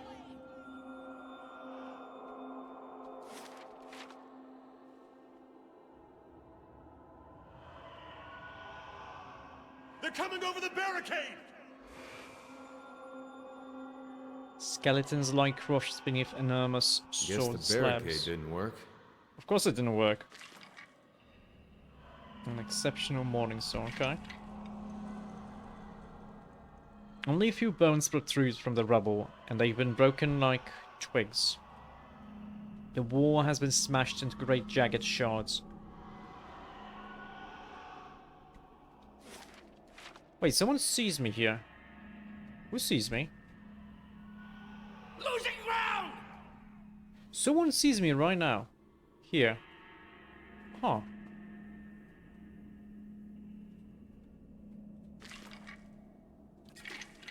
Now that's curious. Why are all of the bones destroyed here? Did someone... They're coming! To the mines! Workshop. Okay, let's I'll go. have it in no time. Difficulty 13. The work of a moment. He didn't use any lockpicks because he's got 14 mechanics, but that's a pretty tough... That's a pretty tough lockpick attempt.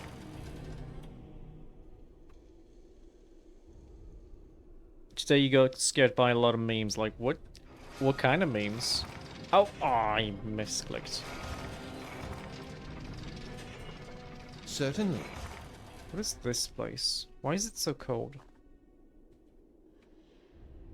Oh! Hello. There's ice trolls. Okay. Another one. Just a second, I'm gonna have to permit you again. Permit. Click. I'm gonna do this. The lamest scare ever.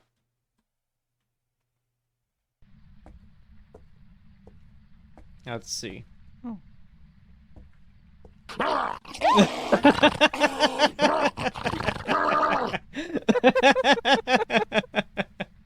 I told you to be scared. That's great. Fuck that.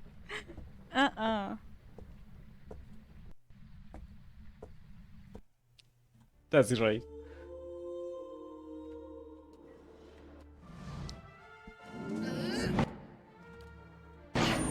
Oh no! I'm here. You have to do Your this. I wish you. Turn off your AI. Now she Tell can me. attack here. Your thoughts must flow deeply.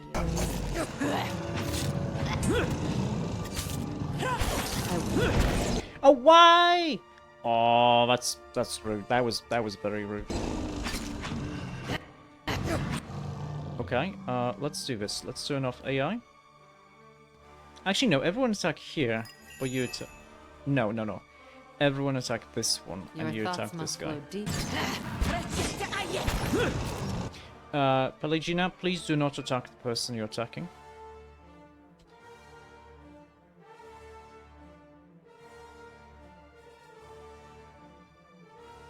You don't understand my game?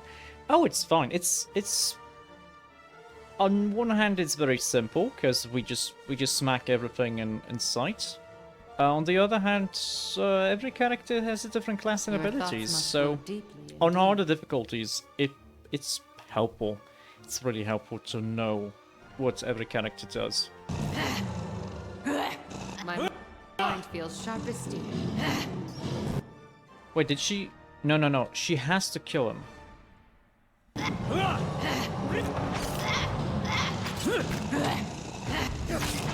Oh, this is gonna be a problem. Please. Oh! She killed him. Nice. Nice. Everyone stop. Pelagina is gonna be smacking them.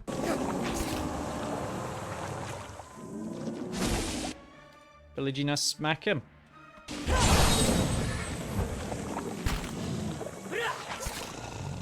I think both of them are going to be able to upgrade their weapons, which is nice.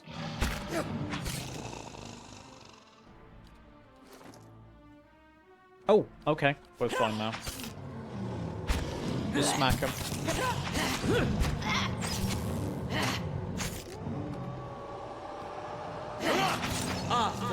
Oh, no. Don't need to do this.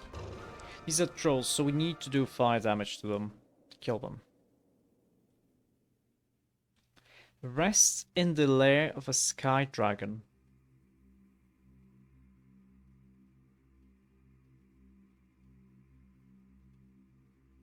Okay.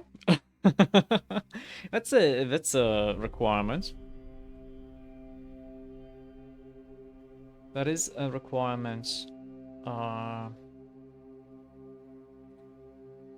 So we get the bulwark against the elements, which is nice.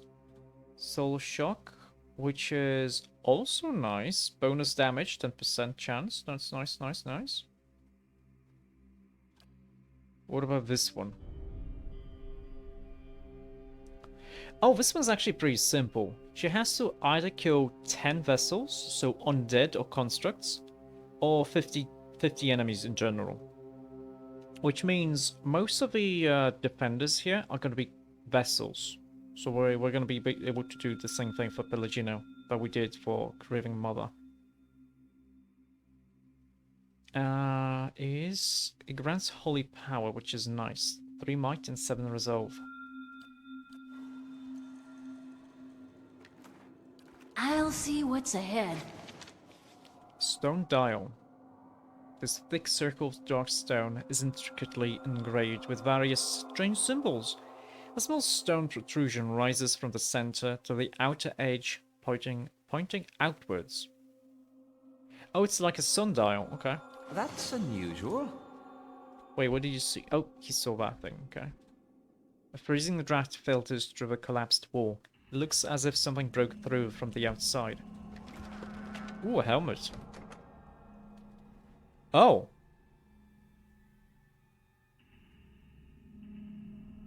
Wait. This helm is dented and scratched. It looks like it's seen plenty of rough use. It's comfortable enough, but when you put it on, you feel a powerful rage start to descend upon you.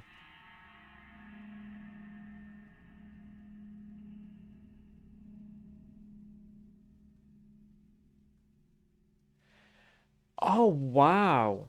So for 20 seconds, you get 3 might per kill. 5 damage reduction. But minus 5 deflection. Oh, wow.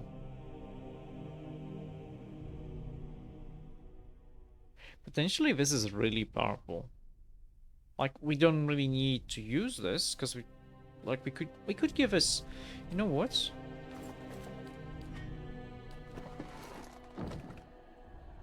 She's got athletics and dexterity here. But if only for the defenses for Charmed, Confused, Dominated, and the other ones, this is a really good helmet. Yes? And here we get a gun and a sigil of the sword. Carvings on one side of a stone disc depict a sword. On its back, 3 protrusions poke out from its expertly polished surface. 3 protrusions, okay. What's this? This is a map of the mines, but various tunnels and choke points have been marked off with arrows and X's. It looks like a hasty battle plan, okay.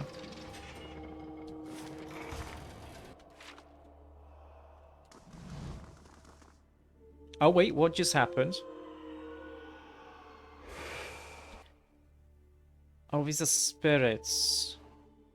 I don't care about spirits.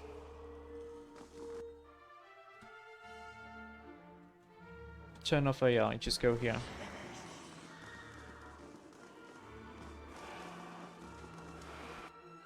Maida.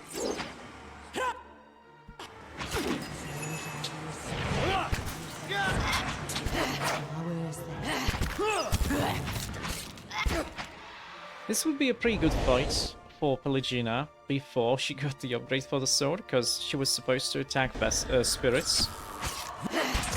Do damage to spirits, I mean.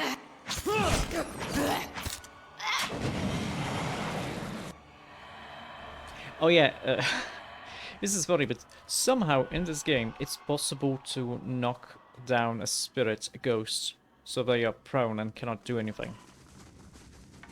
Don't ask me how that happens, because it doesn't really make sense, but it's a thing. Silence surrounds me. All this feels unsafe. Wait, these are... Aww, beasts and primordials. Whatever. But I'm pretty sure How may I help? when Alof casts a fireball here, it's gonna be fine. These guys don't like fire, yeah?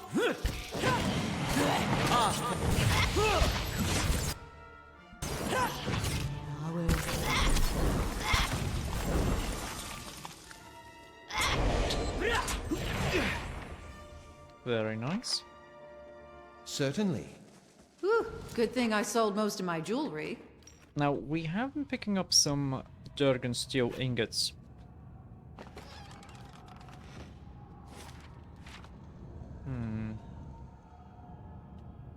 Wait a second, was the Sky Dragon the one we encountered in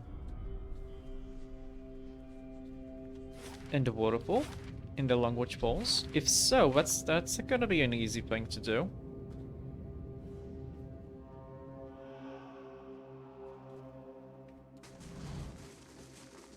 Keeping an eye out.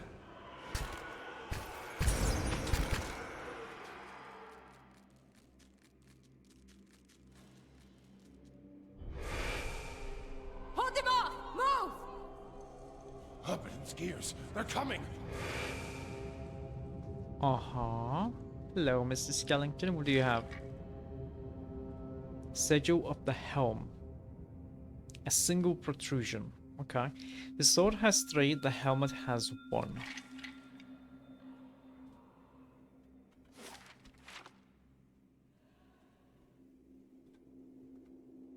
Oh, that seems like gold. The iron and copper deposits are spattered with blood. Oh.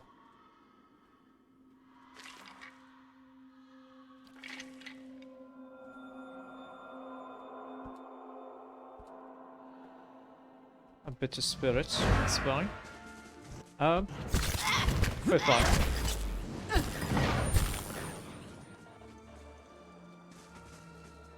My thoughts will be as silent as my feet. Oh shit. Wait, oh, we spawned here. I'm Allegina ready. just smacked this dude.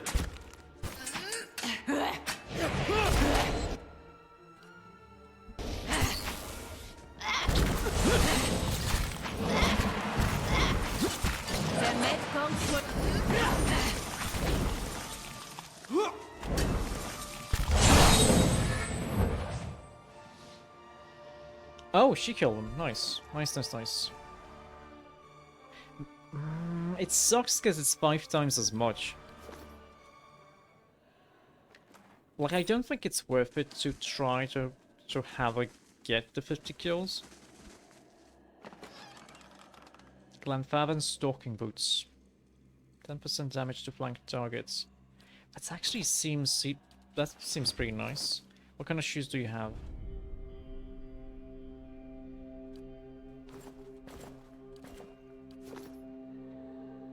Rugs choked the tunnel mouth, as if it caved in or was purposefully collapsed some time ago. Oh, and if I find something good, you can have half. Thank you, Manaha. She's so nice. She's been We're outnumbered. like for a character that is a barbarian. She's so kind and nice. Oh. Oh, there's a card here. Okay. An empty minecart sits at the mouth of this tunnel, waiting to be loaded up with ore. Despite the condition of some of the surrounding tunnels, this cart and the tracks beyond appears to be intact. There's a lever at the base of the tracks. Let's look inside. What's inside? The cart is empty, if dusty and patchy with rust and large enough that a group of kith might fit inside. Uncomfortably. Let's be uncomfortable together, climb in. You and your allies clamber into the minecart in a graceless jumble of jabbing elbows and weapons. Pull the lever. With a shriek of grinding metal, the lever slides into place. The cart gives a mighty shudder and starts rolling slowly on the track. I love this graphic here. The minecart moves downhill and quickly gathers speed. On the next rise, it becomes clear that there's some form of enchantment upon the tracks. The cart loses none of its momentum. After a sharp turn, you find yourself rapidly approaching a fork in the tracks. One track leads left, another upward and to the right. Let's try to look around. I probably need enough perception for this. You notice another lever set along the side of the tracks. The minecart hurtles along towards it. Grab the lever! Who's gonna grab the lever? Well, someone who has a lot of strength and athletics, so I think Adair should do it.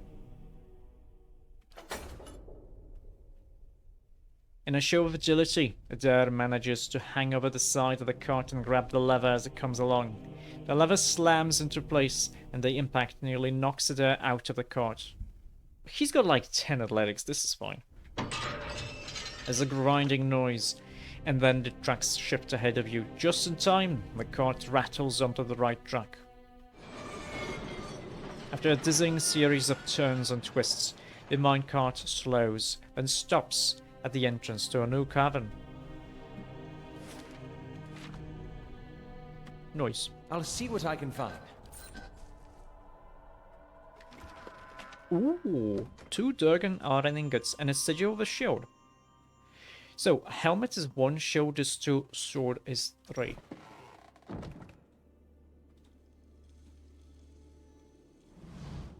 Let's just hop in.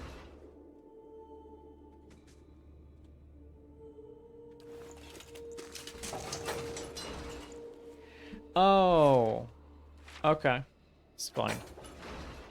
I just maybe we can go like the other way, but maybe that would have taken us back here.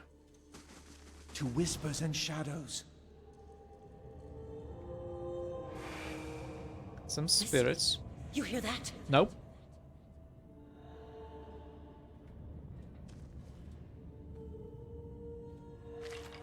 Oh. Erasmus' letter. Something was hastily scrawled across this page. It reads, Floro, we're trapped here, but I take heart in knowing you're safe below. When this ends, take whatever you can carry and leave for Fort Bone Picker at once. Take our nephew if you can. It's not safe here. Keep this with you. Your love, Erasmus. The other side looks like a poem, but it's obscured with birds. Well, that kind of sucks. We get a arbalest. That's about it.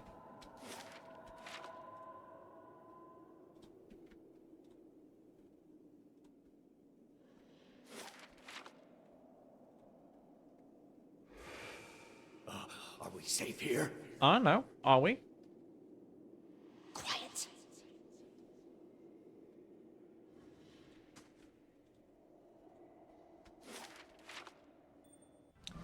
Yeah, we don't care much for spirits.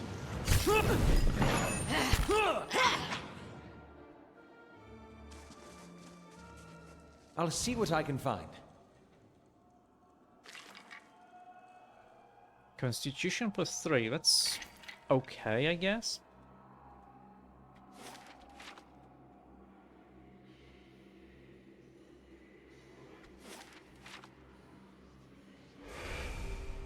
Hurry! We can hide here!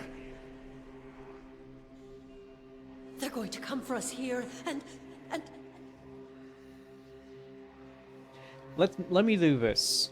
I'm not gonna do anything with his body right now. Because there's an act that's gonna start in a second. It's probably gonna last 3 minutes, and we're not gonna be able to do this in like 30 seconds. So let's run the ad now. And we're gonna continue with this in 3 minutes. I'm gonna go somewhere else. Maybe we are gonna kill something. Like a few things. There's nothing up there, okay. I'm gonna come back here in a second. It seems like there's a room here.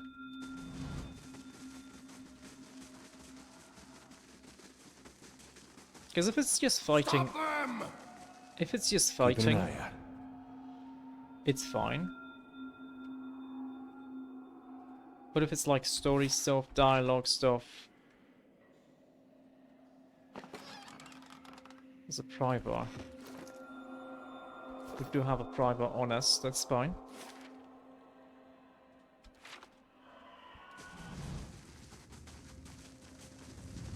Ooh! There's loot. I didn't kill this. For the battery! Slowly. Wait. Now. Okay, we want to turn off... These guys are vessels. We want Pelagina to kill them. Hmm? I'm ready. For the Republic!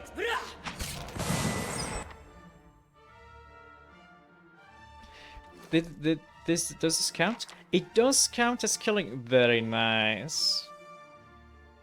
Because she can do destroy vessel. Perfect. We wanna have her kill all of these guys.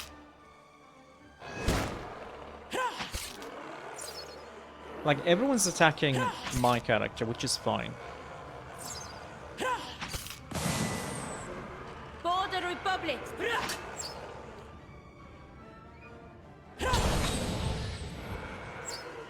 Oh wow, she only grazed them.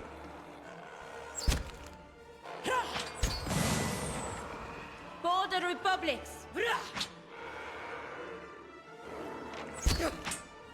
Oh, they are actually attacking her. That's fine. 1, 2, 3, 4, 5, 6. That's 6 vessels. Very nice.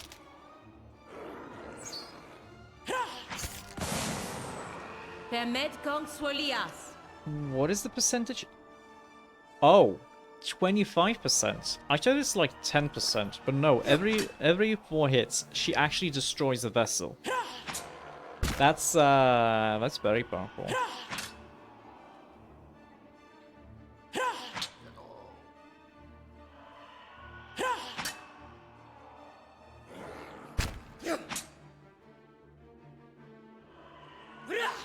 But I can speed up during combat, but that's fine. It's doable. And we have Balok here. So many hits, and now... Perfect. And I think we're out of the yard. Very nice. Since we're out of the yard, let's go talk to the spirit. Why are you sneaking still? But yeah. Very nice. I'm really happy that she managed to kill 6 vessels. I don't think I'm going to be swapping her weapon until the end of the game. It's a really powerful sword. Okay, let's see. This dwarf's remains lie on the floor, covered in dirt and swathed in cobwebs. Essence drifts nearby, hanging in the stale air like dust motes.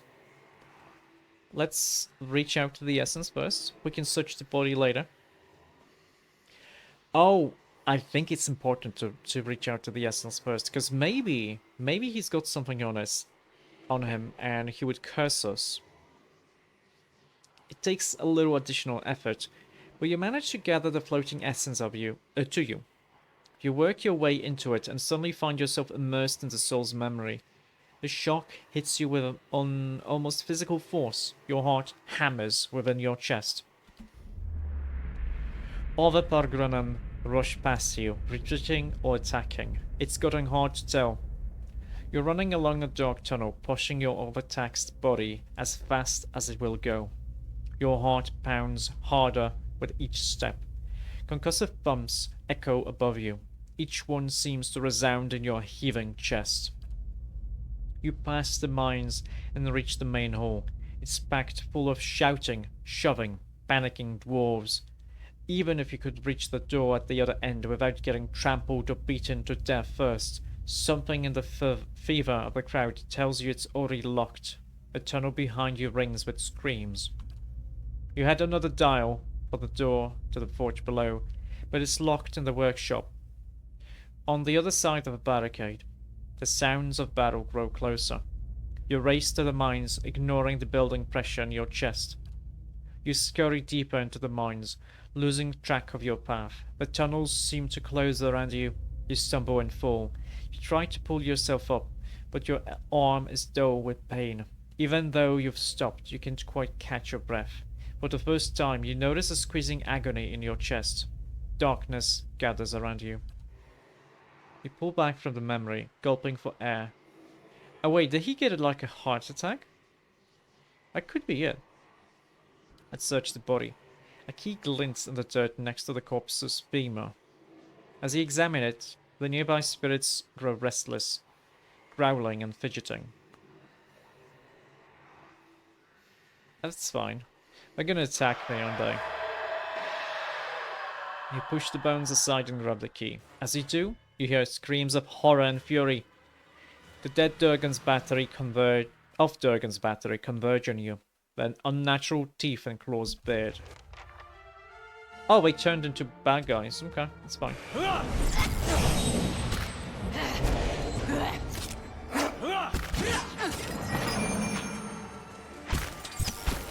Oh, from the back too. That's fine. My mind feels.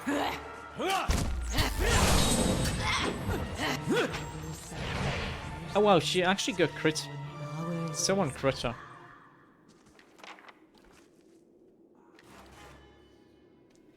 What did we pick up actually? Workshop key. We don't need the workshop key actually. So we explored all of this, we explored all of this. We go here now.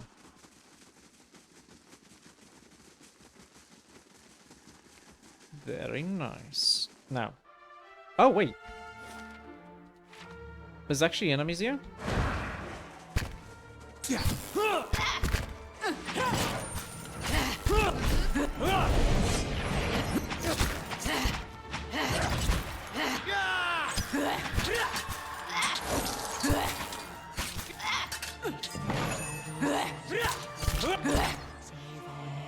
I think the guys attacking Alaf and the Living Mother were actually just... Certainly. Summoned ones. Battery Siren. We can still kill a few of them.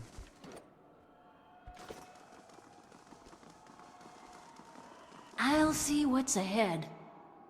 Oh, okay. I kind of expected there to be something this way. That's fine. What's this? The breastplates and cuisses are all smashed or bent beyond further use. What killed these people? The stone slabs have shattered like pottery. Oh, I see what killed them. A heavy bronze suit appears to have been ripped apart, its pieces scattered across the floor. Okay, thank you for dropping by and thank you for the raid, Nora. I hope you have very, very sweet dreams. Stretch, big stretch. Thank you for the redeem. Thank you for the stretch. Okay. Because you're going to bed, right? So it's been the huge bronze suits of armor that are killing the dwarves. Rune engraved copper key. Despite the layer of green rust that covers the surface of his key, you can still distinguish elaborate runes adorning its bow. That's fine. To seek the White Forge in the north. Cold wind from the south. Reached Old Valia from the west. And bore our parents east. Okay, okay, we got a little bit of a riddle, huh? Okay, it feels like this corridor here is gonna be trapped. No?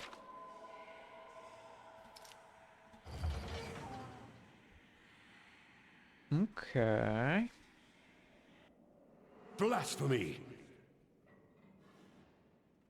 Blasphemy? Why? Aye? Aye. Despite the years of weathering, where the helmets on the other...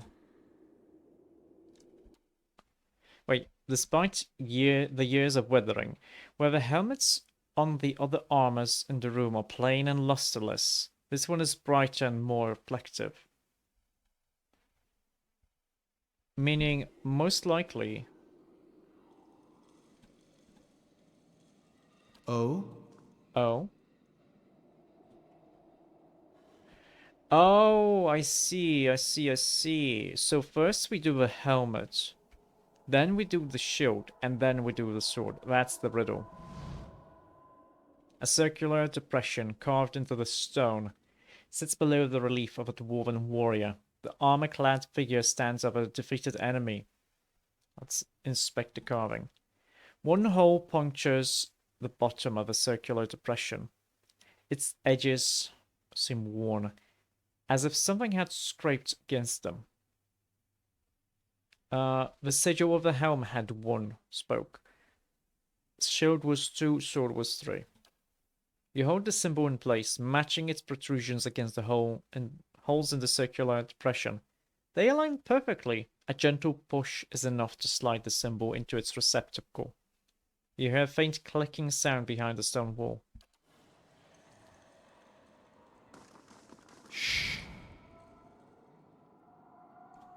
This armor has been post-bracing behind a broad shield, thick and sturdy as a city gate. This one has 2 holes. This is a shield. You hold the symbol in place, matching its protrusion against the holes. Yeah, it's the same thing.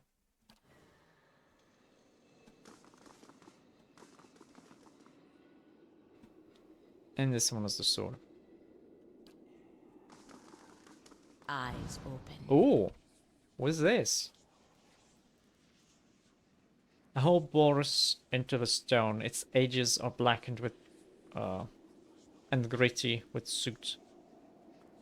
Oh, if we didn't do this, this would probably like spew fire. Night Shroud. It's a mace. By itself, it already has exceptional quality. Shadows ooze and pull around you, filling your mind with memories of furtive expeditions, clandestine meetings, and the traffic of secrets. You hear the whispers of the men and women who snuck, struck, and survived by the power of this weapon.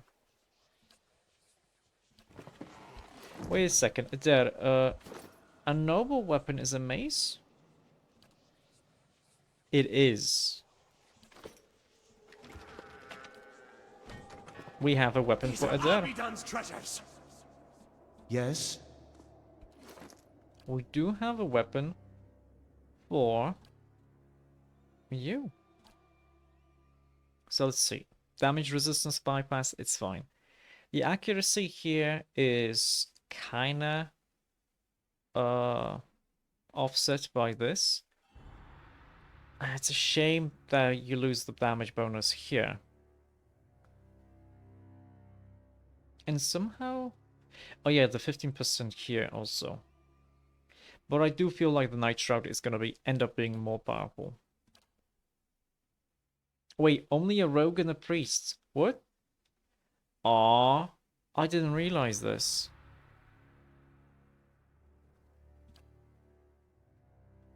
Only a rogue and a priest. That's a shame. You're not gonna be using this either. To whispers and shadows.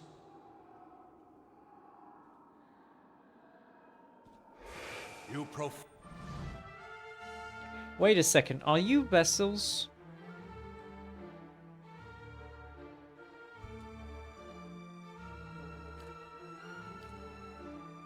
I'm ready.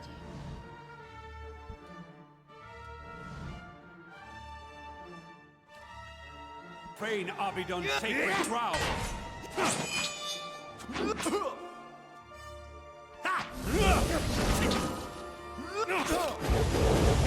We don't know if they count as vessels.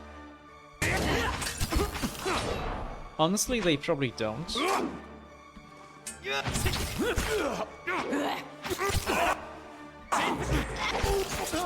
My arm feels sharp as steel.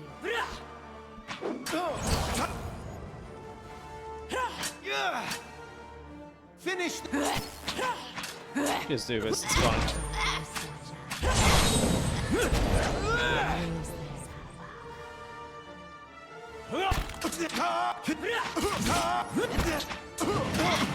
Wait, how did he... What happened to him?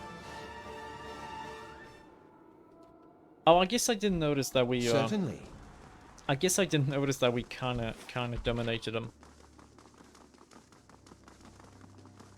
Okay, so... White Fortress in the north. Old Valia in the west. Cold Wind from the south. Apparents are east. As you approach the door, you notice a round depression within the surrounding frame. The molding around the depression is elaborately carved, with a row of foreign symbols lining the topmost edge of the circle. Let's examine the socket. The depression is about 3 fingers width deep, with a few small stone fragments jutting out from within the wall. Some pieces seem to rotate independently along slots, but they have no obvious effect in and of themselves. Okay, stone disc in the socket. At first the disc does not seem to fit. Until it is oriented a specific way, you hear a quiet click of casings as it sinks into place. Nothing appears to happen right away, however. On the disc itself, an arrow-shaped protrusion points north. Well, let's push it. The dial spins in your hand. It makes a complete revolution and rises so that it's flush with the rings once more. Comes to rest with the arrow pointing north. Can I click?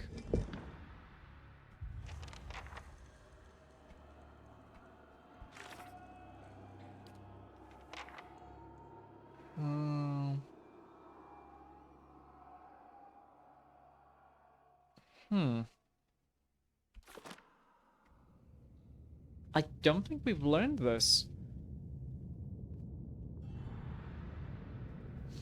So I guess we just have to, like, do clockwise.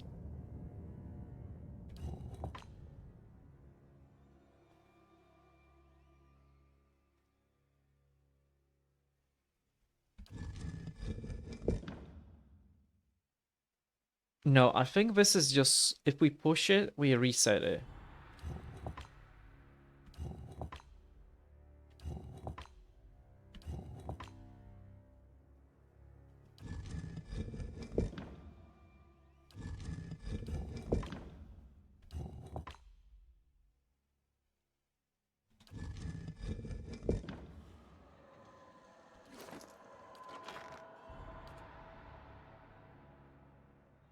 Not enchantments. No thing here.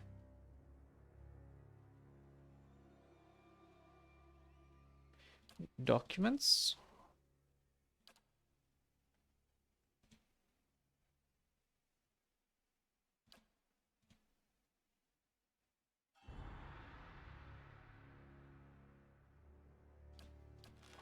Oh, maybe we have to... You know what? Maybe we have to do a...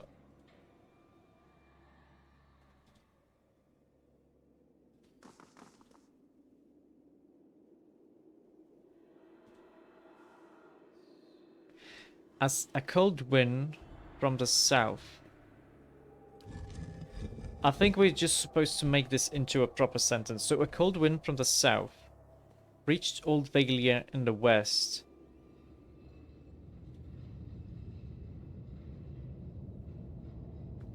And bore our parents east to seek the White Forge in the north. So south, west, east, north. I think that's gonna be it. So south. Oh, that's it. You press the disc as the arrow points south.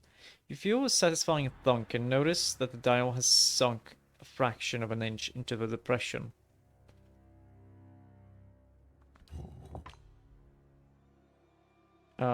West. Yes. East.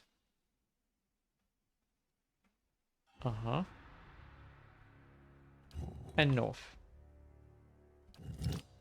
Press the disc as the arrow points north.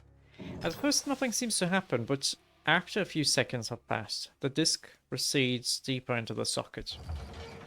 You hear a clunk and the rattle of chains, and the door nearby swings open. The way is clear.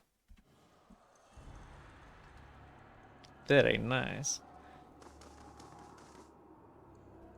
Now the thing is, I don't think we picked up any document giving us a hint about this. I'll see what's ahead.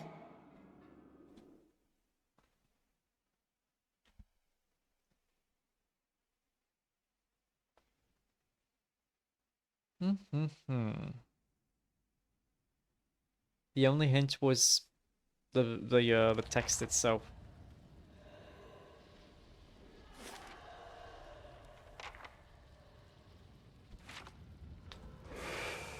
Together. We're in this together. Several skeletons have been laid alongside one another. Their legs and ribs are broken, but a dented Abaddon statuette has been left among them.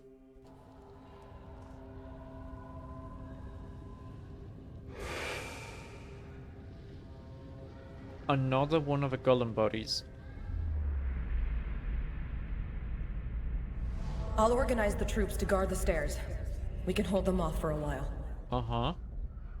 So it was the priest guy, because he controls the golems.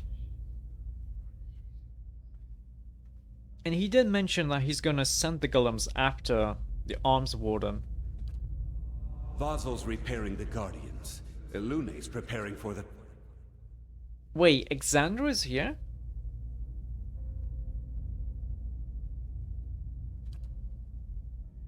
You can't be serious about this. Let's just wait those monsters out. Abaddon wouldn't let us... Oh, okay.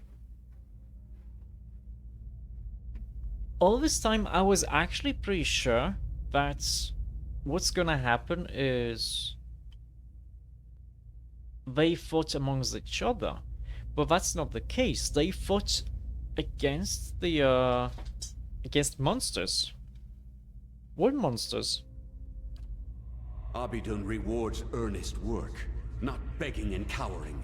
We must hurry.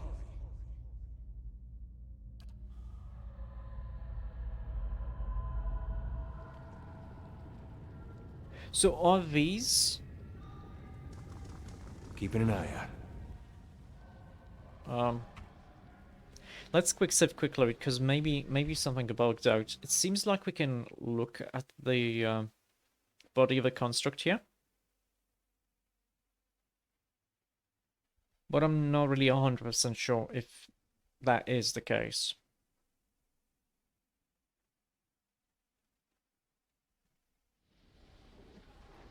No, we can't look at it like that. Slowly now. That's fine. They went that way, so obviously we want to go the other way. Arm yourselves, soldiers! I'll see what I can do. Oh, it's an armory. The work of a Nice. moment.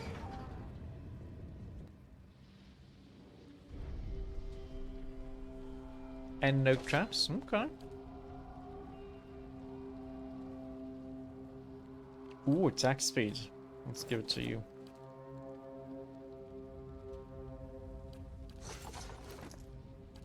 What kind of gauntlets you have? Which one's gonna be better? Attack speed or armor speed penalty? Penalty here is 15%. It's not that big of a deal. Would attack speed be better?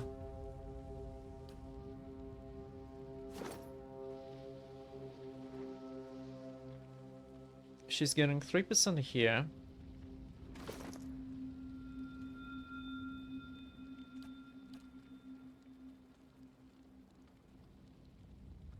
You know what? She's not getting that many users of the firebrand from these gauntlets. So let's give the gauntlets to Pelagino.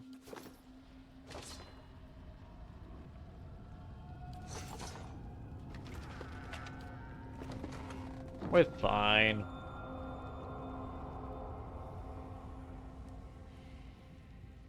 Something pulled this construct apart like a child's toy.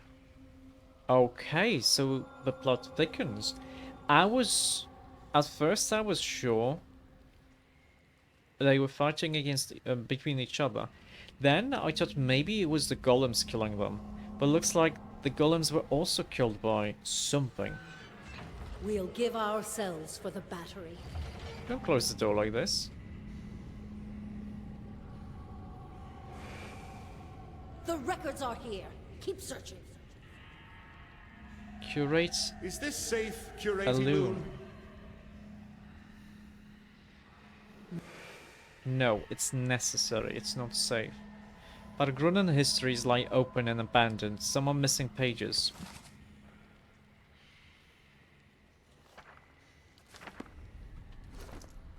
You might find this interesting. I might.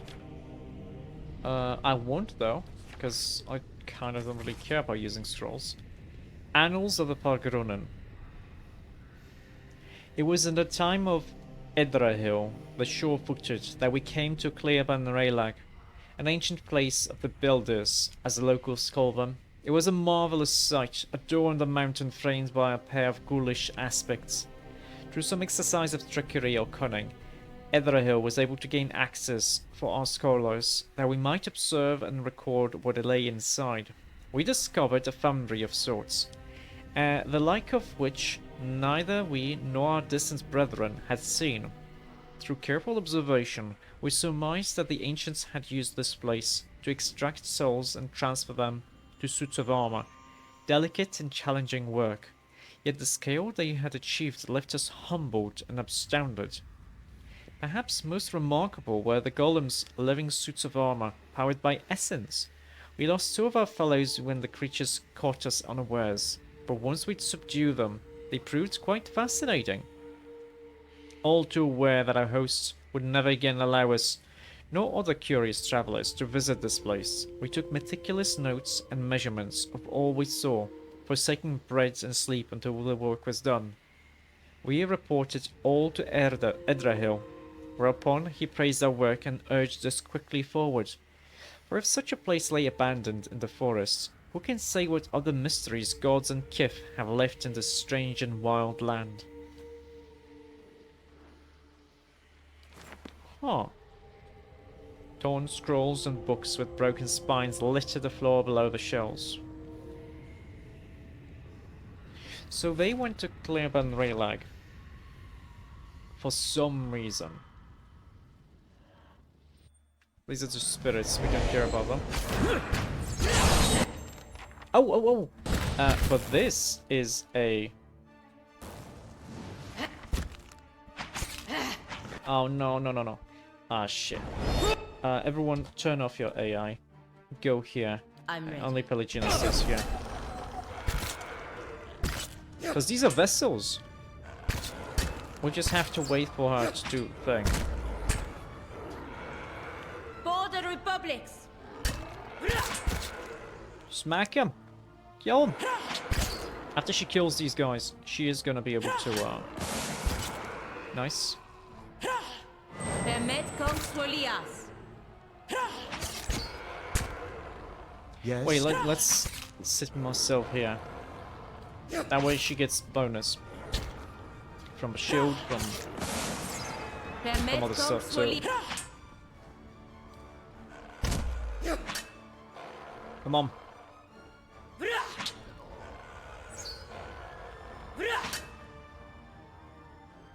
Come on, you have 25% chance to do this.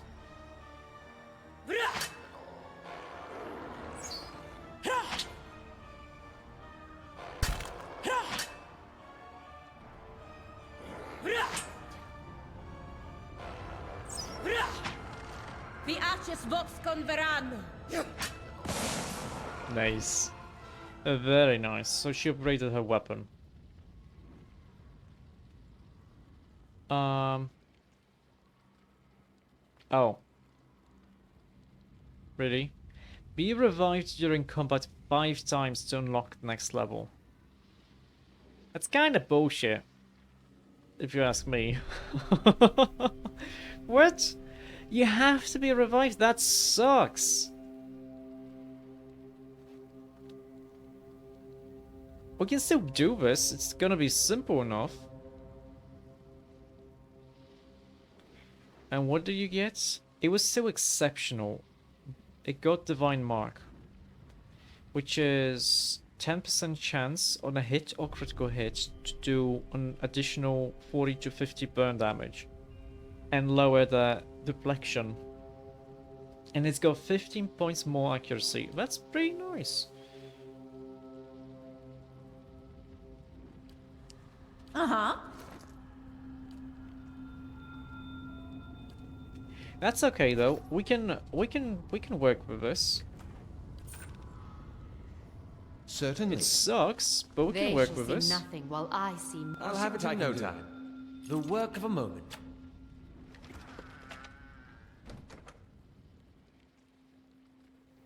A shimmering cloak. It's fine. It's okay. Oh, wait, there's something here. Money. A star-patterned crack radiates from the center of the stable. As if a hammer or mace smashed it, a pair of skeletal hands protrudes from beneath it.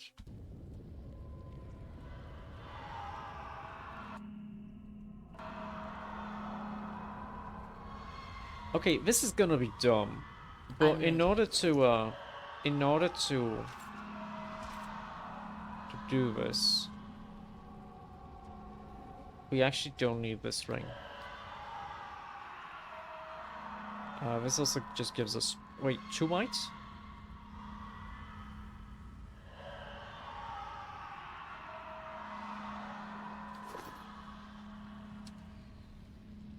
I'm ready.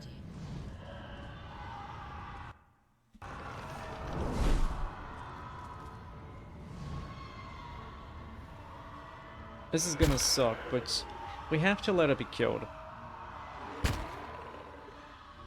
Hey. We can help though. Watch your fire!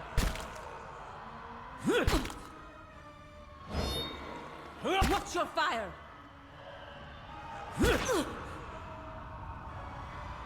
Whose side are you on? Yes?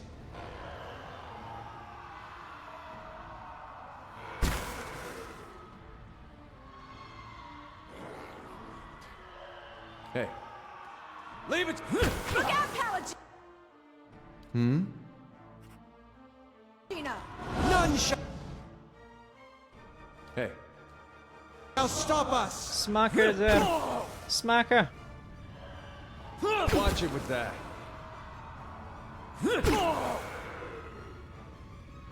Whose side are you on? Watch it with that.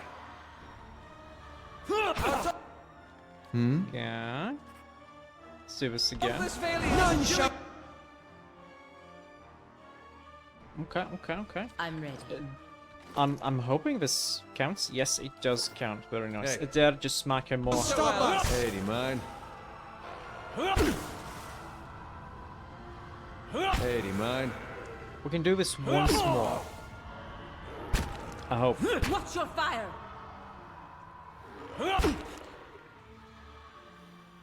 If we don't... Oh? This is fine, this is fine. Alien isn't doing so. Hey. Shall stop us! Smacker! Tostinago Frudo! Be more careful. Your aim could use some improvement. The warrior soul is quiet. Oh?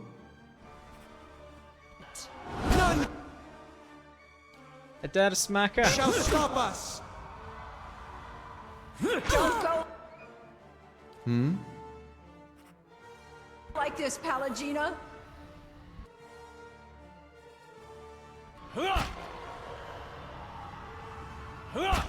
Wait, did she completely die?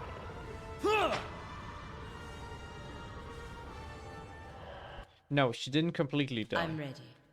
But she has to rest. She died 4 times, she could have resurrected 4 times. But because she went to 0 health, she wasn't able to be resurrected anymore. So now, we just have to rest here. Which...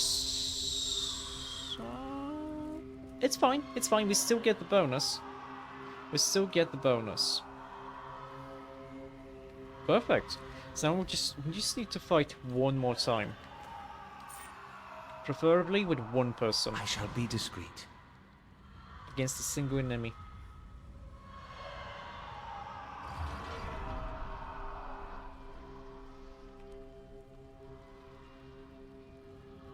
It's kinda neat how you can just basically cheat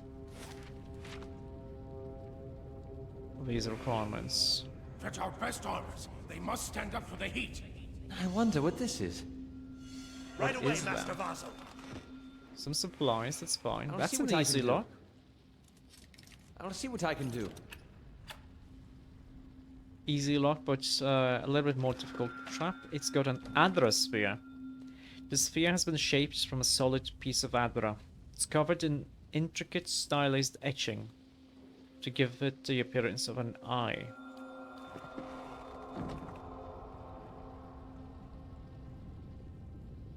Wait, is this like an aquarium? This is full of water, isn't it? These pliers, picks and awls were made for shaping metal. Dried blood flakes off of them like rust. Hammond chisel and an armory key. We already opened the armory, so it's fine. We're decently close to a level up. It's gonna happen sooner or later. Stand your ground! This looks like it would be a trap.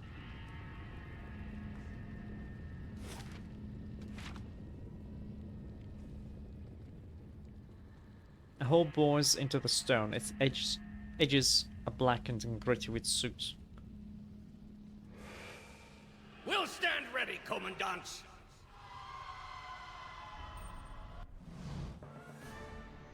Actually, I'm ready. let's do this.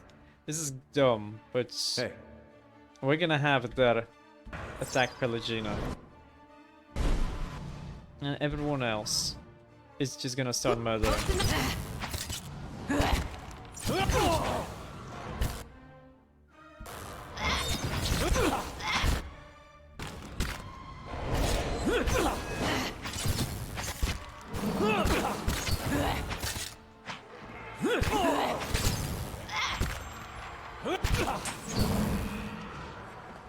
Whose side are you on?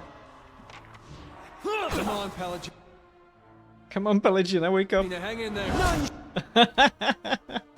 You just killed a dude. Shall stop us.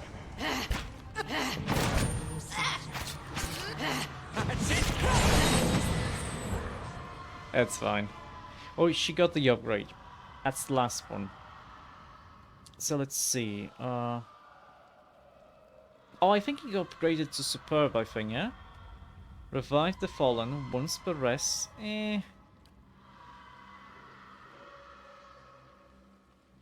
Grants holy power. That was already here.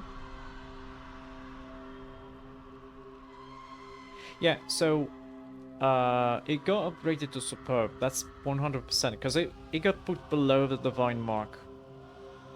So it has to have been added. That's a really nice sword. It is a really nice one. Sucks that Pelagina has like a ranged shoulder right now. I kinda don't want to lose the bonus to mechanics.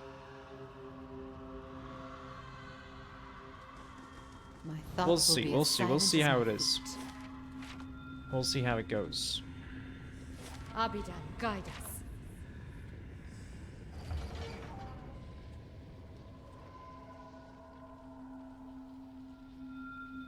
Aww. Strengthen us with your flame, Lord Abidan. Precepts and Proverbs of Abaddon. Oh, this is a quest thingy. I mean, important thing. For every work there is a practice. Arm yourself with skill and temper your labors with patience. Strike only when your medium is ready. Do not cold work plate. Brutal steel is worse than a treacherous friend. Temper your work, lest it shatter like glass. Fools praise appearance, but the master praises strength. True virtue lies in the work well done. Pattern welded steel shall be folded no fewer than 7 times.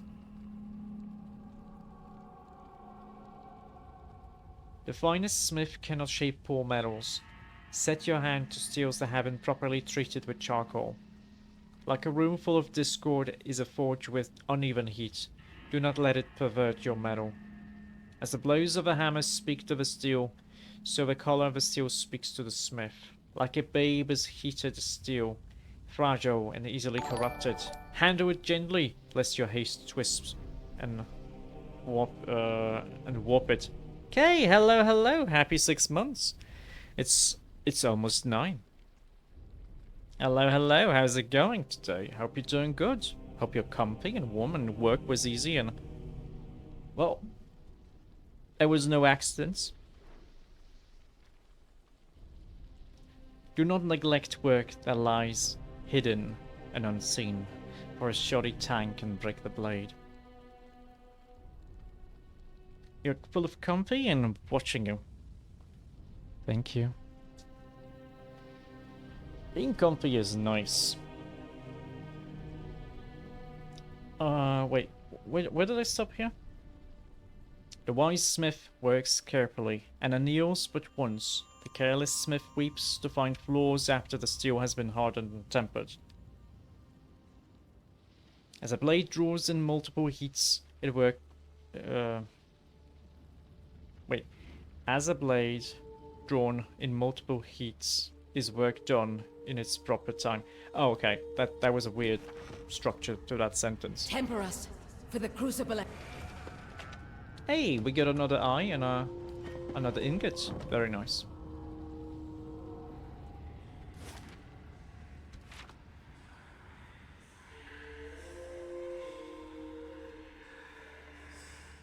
Wait, we can...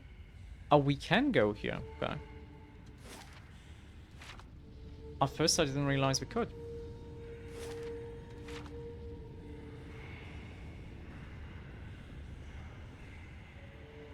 Okay. It's a globe.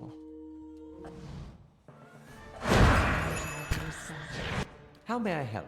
Alf, this enclosed space looks like a nice place to cast the fire. Fireballs are nice, yeah? Cast it now. Oh, I got stuck behind there. Oops. That's fine.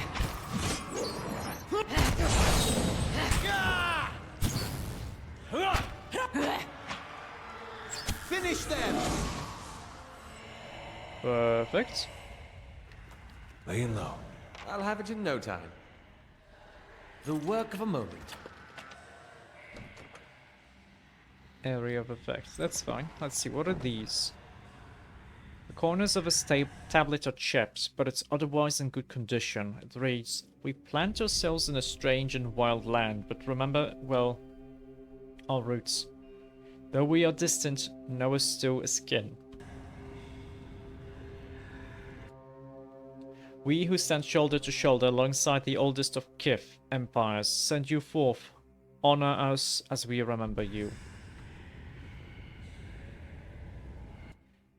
Meditate on those who came before you, and those who go beyond you. Remember first your father, and last your younger brother, but know all Pargronen as kin.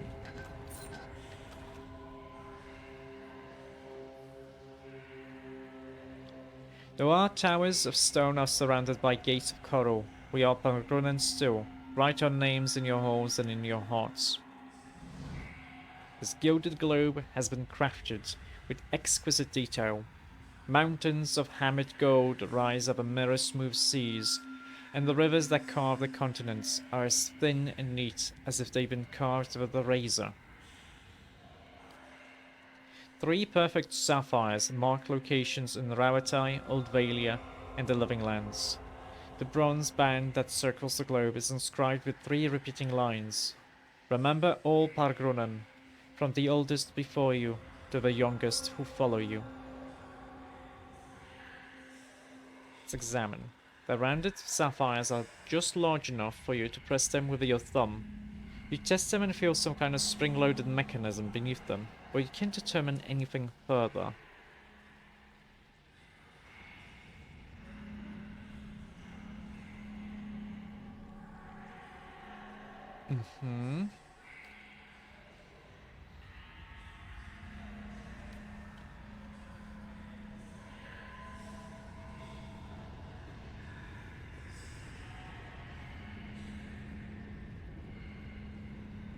Oh, this is chiseled recently.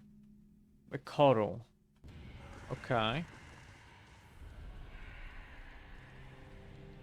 This is centuries of handling.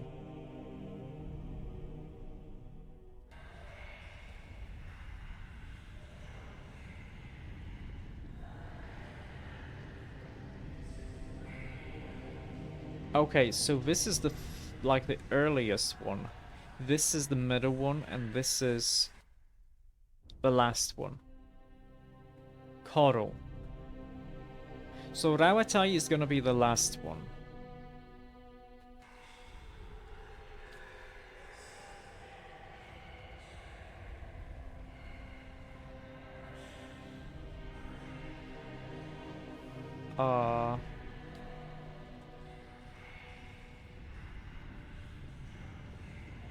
Okay.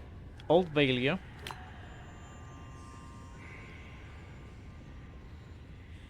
The Living Lands.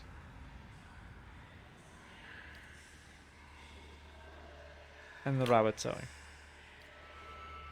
As the last sapphire snaps into place, the globe glows with veins of brilliant blue light. Then it rotates a quarter turn. As the lights die out, you hear clanking gears and grinding stone from one side of the room. Yes? Aha! If secrets whisper here, I shall listen for them. Be smart. Also, what's this ball?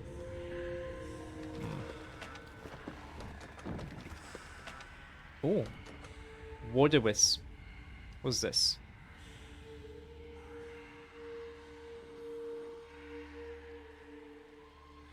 It's kinda neat.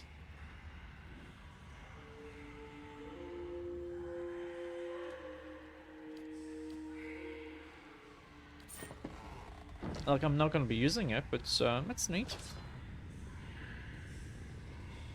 Ooh.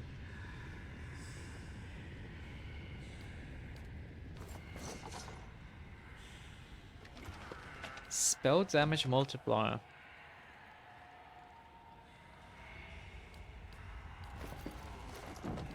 Oh, what do you have? Perception? Yeah, we want this. Doing more damage is nice.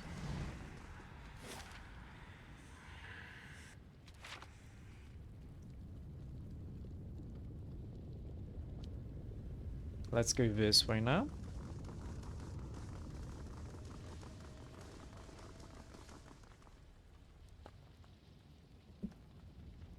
Keeping an eye out.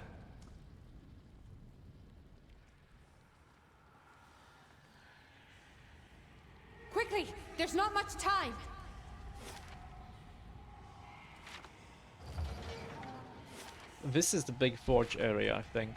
So this is still not the last place. Alone, we've never introduced this much essence into the White Forge. Abidan gave us the tools, Vasil. We've got to make them work. Uh-huh. Books and pages scrawled with equations and measures of essence are scattered across the table, as if someone went through them in a hurry. Uh-huh. Your skin prickles as you approach the vat. It teems with soul energy, with lives spent and stored thrice over. Essence roils like churning water, running over ancient pipes and gears. But there within the vat lies a heavy stone disc, rune engraved and pale as bone. Let's leave it for now. Slowly now. On the binding of souls. The margins of this text are scribbled with notes and references. The ink-stained pages appear to have seen much use in earlier times. The removal of and transference of souls is a practice both ancient and sophisticated. There is evidence that the Ingwithians were particularly adept at this. Yet few details have survived them. Someone scrawled Annals of Palgrunan, page something. Yeah. What is known is that the removal of a soul is a difficult process, and one that requires an expert hand and precise tools for any chance of success. Early attempts on a test pool of 138 goats left most of the subjects with maimed and fractured souls. In all but 2 of the 11 instances where the soul was successfully removed, the essence dissipated before scholars could capture it. The words "transfer to holding vessel" are written and underlined in the margin. The process requires conductive material, copper and adra specifically. Immersion in water is important to ensure that the soul is drawn in a steady and uniform manner, with no distortions or breakages. A warped soul is, at best, useless and at worst, unpredictable. An arrow points from this paragraph to a scrunched note, extraction pool. We have since mastered the process of soul transference and have seen the benefits of infusing forged work with the essence of animals and wilder. What remains to be seen is whether we might see greater gains from using the souls of Kith, where we would procure the appropriate subjects and how much personality and autonomy we would want to leave intact in such cases. A string of notes winds around and below this paragraph, beginning with criminals, prisoners of war, volunteers, ending with forge guardians in block letters.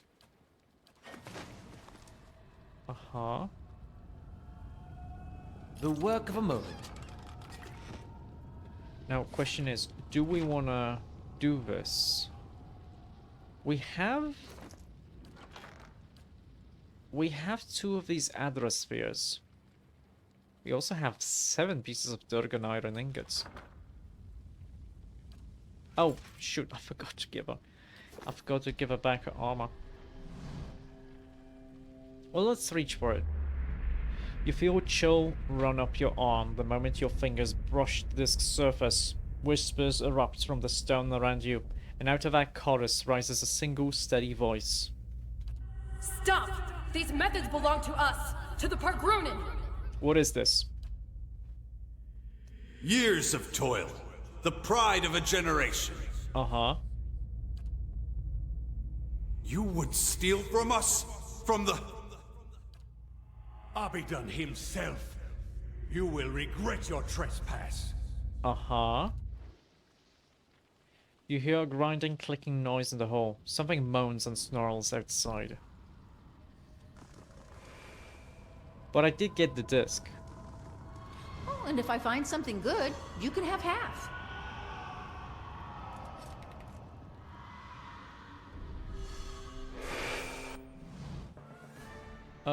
This is fine.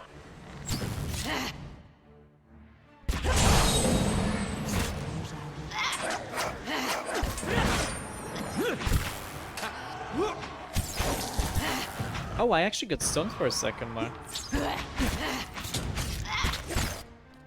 Alof, I heard you like fireballs. Do you like fireballs?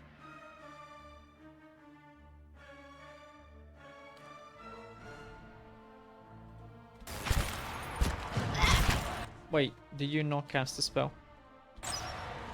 Lava.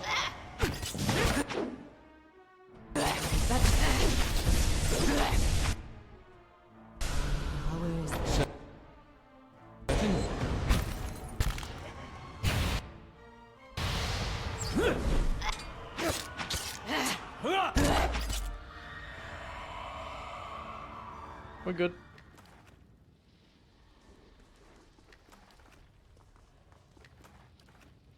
Very nice.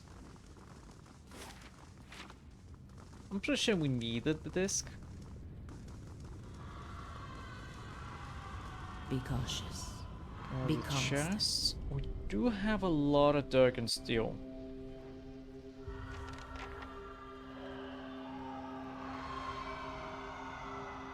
Oh, we're gonna have to fight against this dude. 100%. It looks as if these skeletons were once stacked, but they've fallen apart as their connective tissue has rotted away.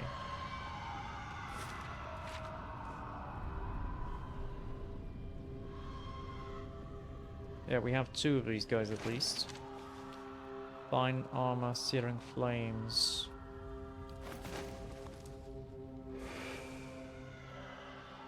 The Guardians will hold the door as long as need be. Everyone else is ready.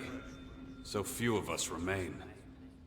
Lord Abidan, guide our hands and steel our hearts. Give us the mercy of your forge. The interior of the forge is crusted with dark, rippled stone. I've seen better. You have? Adele? That's kind of impressive, to be honest. I'll have it in no time. The work of a moment.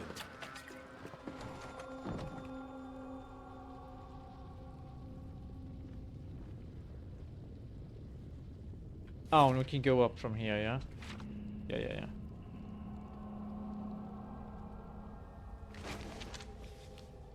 Ooh, two more pieces here. Okay, let me just click here. A large stone dragon skull stands silent vigil at one end of the circular chamber. Within its maw is a network of steel dividers, tubes and vents, indicating that this impressive construction served as the furnace for the White Forge. There is a shallow basin at the foot of the furnace, and in the eye sockets of the skull itself are golden rings, evidently meant to house some manner of gem or instruments. Let's place the spears in the eyes. You feel faint vibration through the skull. It grows in intensity until the very ground seems to shake, loose cobblestones rattling in their setting. You leap from the surface to confront what is coming. Oh, okay. What stirs in the heart of the battery?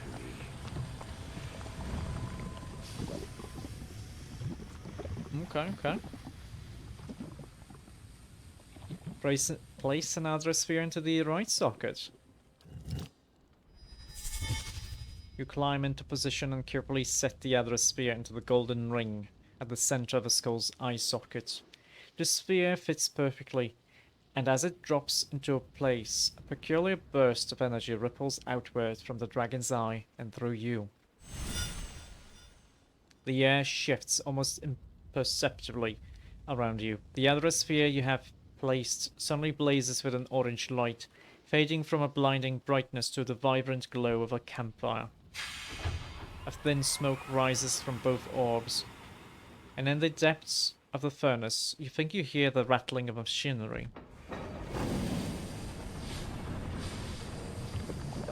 Heat. Tremors. They returned.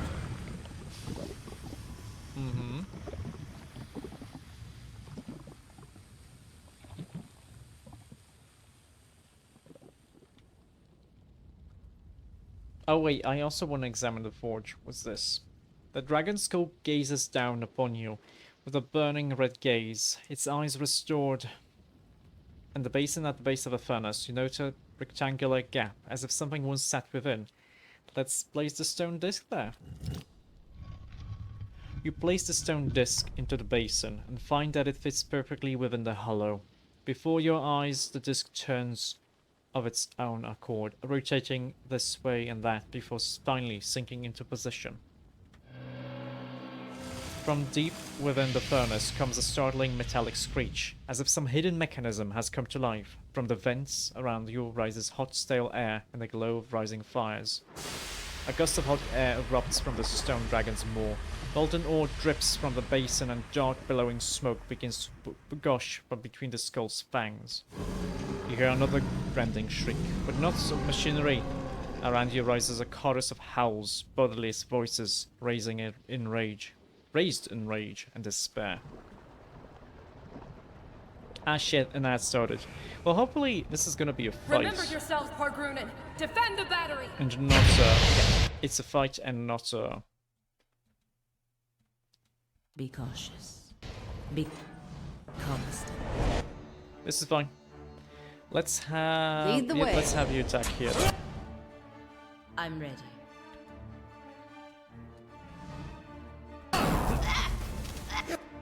Wait, Alaf can do a nice fireball, yeah?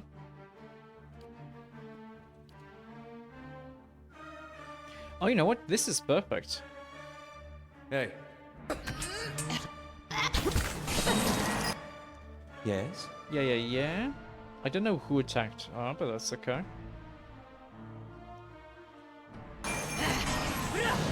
My mind.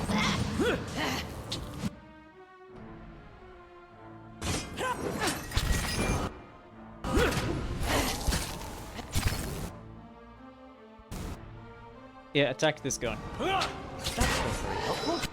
I'm here. I'm ready.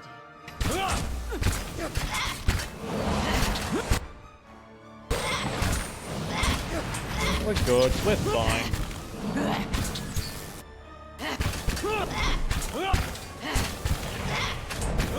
Wait. Both of them are paralyzed. Everyone's paralyzed here. What?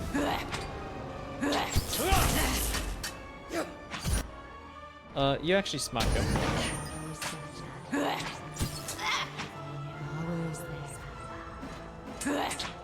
My mind feels sharp as steel. Finish that!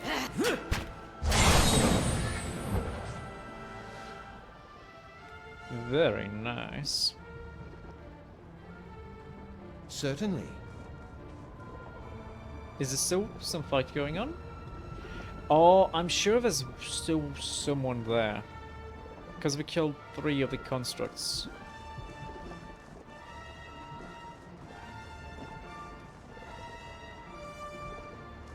There's one here. Wait. Here? I thought it would be here. That's not very...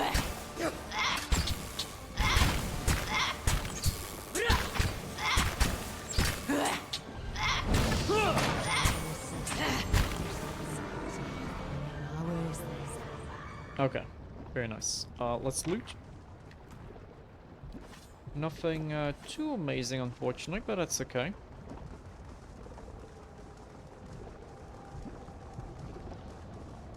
I guess we have to talk to the pillar now. The pillar tugs at your essence. A pulse from the world itself moves through it. Welcome back from the yard. Welcome back. We just did a fight. There was no story during the fight, so... Stop, Marauder! Our bodies are dust already. Must you profane holy ground with further violence? Flames roar in width from within the forge. As they rise, their glow washes the room in a gory crimson light. Did the height of our walls offend you? Did we cross your borders? Sell you weak steel? No. We just want the White Forge, basically.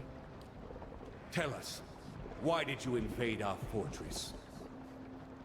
Behind the anger and through the roaring flames, you hear the voice of a tired old man. Well, Durgan's battery has been deserted for over 200 years. Oh wait, just 200 years? That's not that... That's pretty recent. No. That cannot be. Abidon wouldn't allow it. The flames flicker and shudder, and the stones beneath your feet grow suddenly cold. Wake up, Exandru! This is why Abidan gave us the White Forge, that we might take up arms and deal with villains like this. Excuse me, I'm no villain. Heat surges once again from the forge, prickling your skin. Such a magnificent device, and she can only see it as a tool for war. She shames our grandparents, who wandered this continent and... Quiet, both of you! Can't you feel it? This chill. This silence. The fires crackle and snap. But you entered our keep and found it abandoned.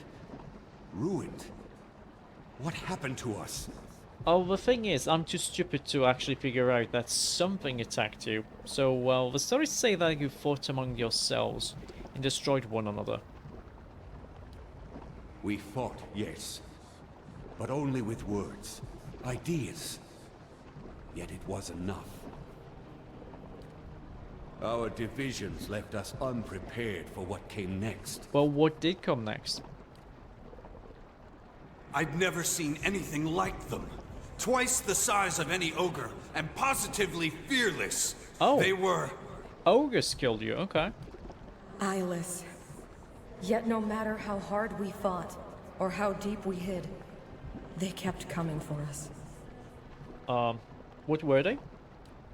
Some kind of magfolk, but bigger than any we knew of. We who survived never got close. Uh-huh. They were relentless. Unnaturally so. And why did they attack you? Oh, that's no voice. They didn't stop to explain themselves, yet I wondered at what monstrous wilder might survive in a place like this. We should have taken our steel and pushed east. What's to say they didn't come from the east? From the lands Maroons so coveted? It was a punishment for taking this gift of Abidon, the White Forge, and squandering it on our greed and vanity. The other voices say nothing, but you feel their doubt and dissent in the stifling heat of the forge. Okay, go on. We retreated until there was no place left to go. Until those of us who remained were here. Mm-hmm. Here, with the salvation Abidon had left us. And once again, I'm too stupid to realize that they just put their souls into this pillar, into the forge itself. What was this salvation? The White Forge. With it, our smiths pulled the souls from our bodies and preserved them in the very stones of Durgan's battery. Close. I was close. It was agony. Feeling your soul ripped from your flesh. Feeling every part of you torn asunder. Uh-huh. But it saved us. Imprisoned us. It was Abidon's grace. Now, we inhabit the monument our people built to the White Forge. Okay, what does this have to do with Abaddon? The White Forge belongs to Abidon, of course. It is here that he built his own body. Mm-hmm. And whether he found this place or created it, it's a truly remarkable smithy. We Pogrunin are wanderers by nature. But it was Abidon's call that led our forefathers here after generations spent along the Pearl Coast and Air Glonfath. Mm-hmm. So the old stories say. Then again, I can't see any other reason our grandfathers would have stayed here when greener lands lay east. Okay, how's the forge work? Its fires have been blessed by Abidon. They're fed by Aora's molten heartbeat and veined with Audra that runs to the center of the world. Mm-hmm. Which explains their conductive power. See, these Audra veins allowed us to siphon essence into steel as we shaped it. And that essence, the extraordinary heat of the forge, and our smith's skill is what made Durgan's steel so remarkable.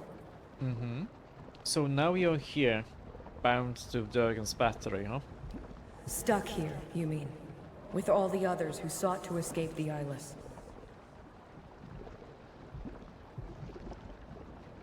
Well, is that a bad thing? Had we thought longer on the fate that awaited us, we might have chosen a quick death to this slow agony. Mm-hmm. Blasphemy! There's no greater honor than remaining here, watching over the White Forge. Well, I suppose that's one way to look at it. I only wish we could protect this humble monument better. I mean, hey, good news. We can bring people here, and they're going to be using the forge and maybe able to protect it? Or do something. Anything. We were once among the greatest smiths in the known world. Tell me, do Kith still speak of us? Yes, and highly. You're still regarded as master smiths. That is good to know. It's only a shame that this legacy is nothing but a memory. The White Forge radiates gentle warmth. Is this why you braved the restless souls of Durgan's battery? To recover the process of Durgan's steel? Well, I don't really care. I just came here because the Leaden Key wanted stuff here. And I just happened to help stalwarts who wanted the secrets. So I don't really care. I'm still gonna use the forge, yeah. At this admission, you feel a softening in the essence of the Paladin.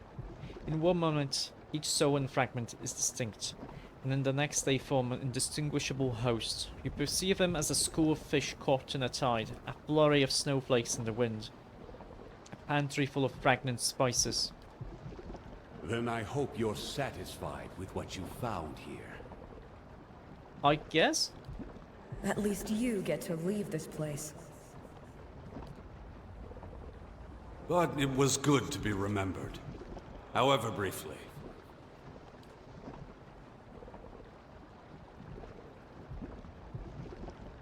Okay, as the souls of Durgan's battery speak to you, their collective essence takes shape, much like Merwol's did. There are scores of them, all torn by conflicting purposes and trapped in the memory of their lost battle. You taste the bitterness of their uncertain existence and feel the persistent ache of centuries. It is a slow, agonizing fate, but you find it in your power to grant them another.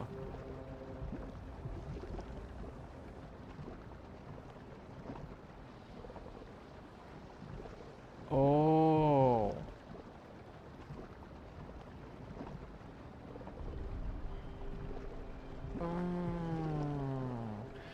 Now, the good thing here is actually letting them join the wheel. Return them to the wheel. Or we could bind them to the White Forge itself so they lend us...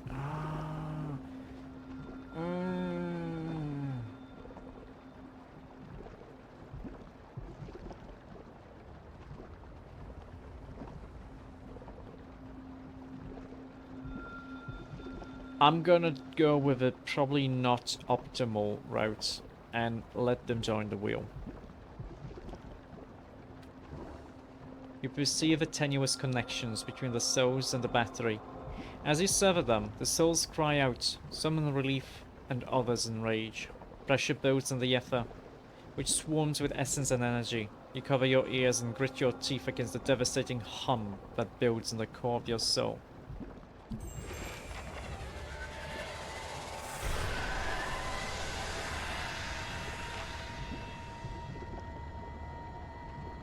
The White Forge is now available for you to use. It has the unique ability to refine Durgan iron ingots. Multiple ingots are required to create a single refined ingot.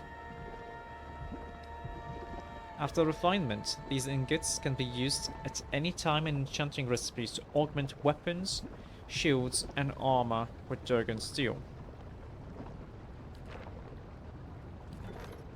Also, there's a quest. The Waxmaker.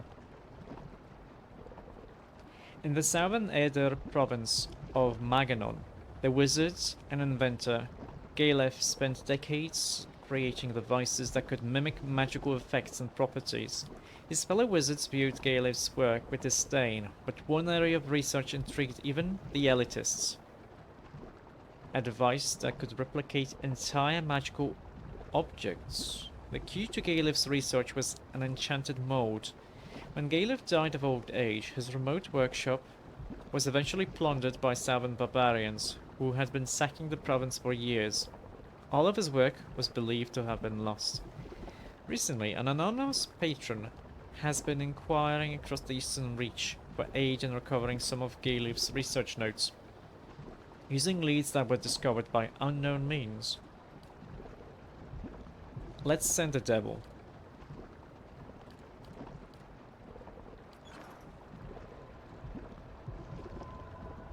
White Forge. So we need 4 ingots to make 1 refined ingot. I'm gonna craft both of them because why not? So if we go... Well, we can't enchant this. Or we can enchant you with a White Forge upgrade. This doesn't cost anything. It increases attack speed. Increases the crit damage multiplier and converts 20% of hits to crits. Oh wow, this is powerful.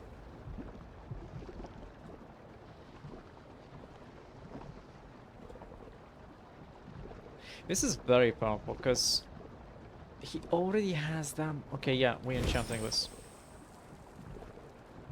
It's not even a like. Oh wow.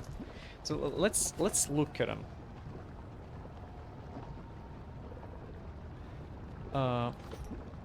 Nothing is being overcome of like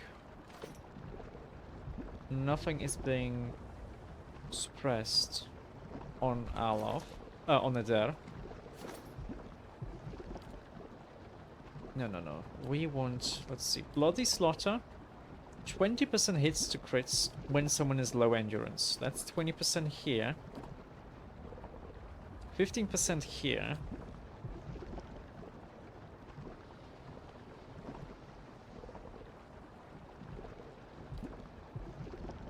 No, these are grazes to hits.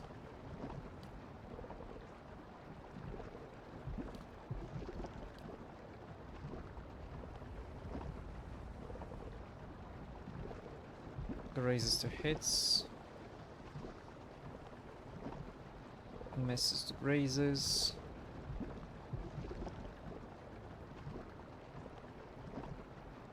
Incoming crits to hits.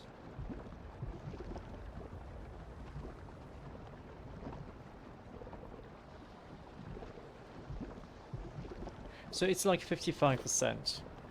Half of his hits are gonna be converted to crits.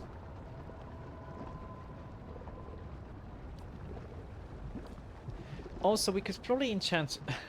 we could probably enchant her weapon with another attack speed here. Oh no. Let's do it. Let's do it. When I get more, I'm gonna also enchant this one.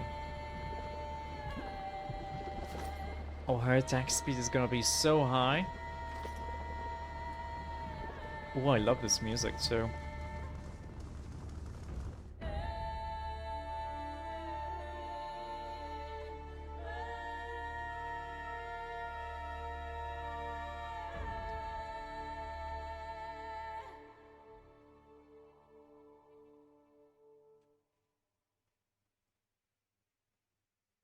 By the time you stepped out of Durgan's battery and into the new snow outside, word had already spread of strange lights rising from the fortress and energy crackling in the sky.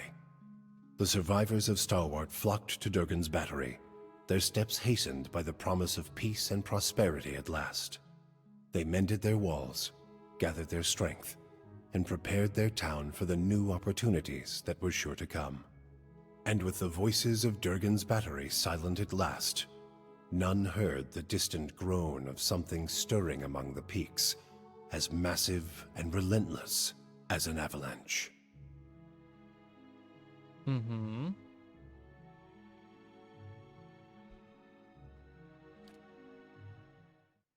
You have completed Pillars of Eternity, the White March, exactly. Point 1.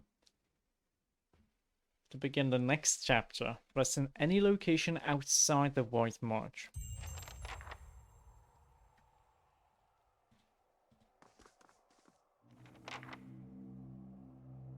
The crumbling edge of this long platform suggests that there were once stairs leading down from here, perhaps joining with the pathway some distance below.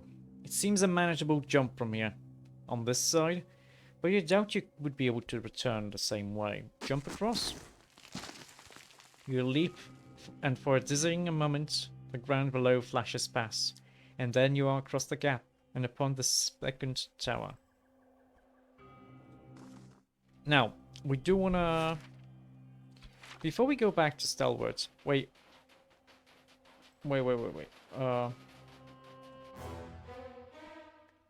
Oh!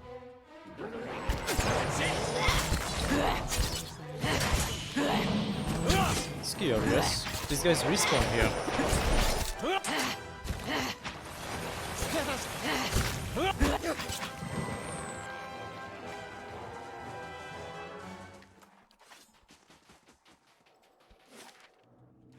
Let's just walk here, because maybe there's gonna be people on the way.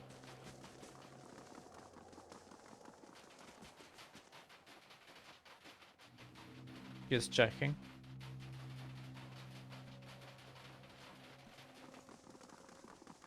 No, no one's here. Okay. We need to go here. We're gonna go to the falls. We're not gonna go to Stalwart yet. Because I think that's the Sky Dragon. And we need to rest in his lair.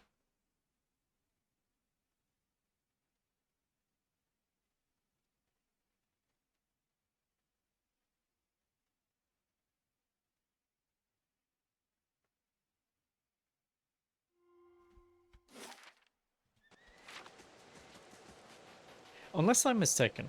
I could be mistaken. Oh, wait, we didn't pick up this loot? How dare I not pick up loot? Who am I?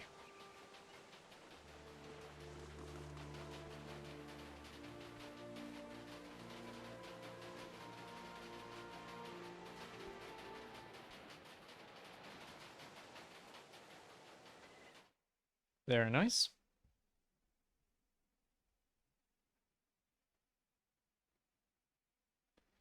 Now, is this the Sky Dragon? It's an ice cave. This guy is an Alpine Dragon. This maybe is not it, but it's not gonna hurt. Nope, this was not the Sky Dragon. Which is fine. It's not a big deal.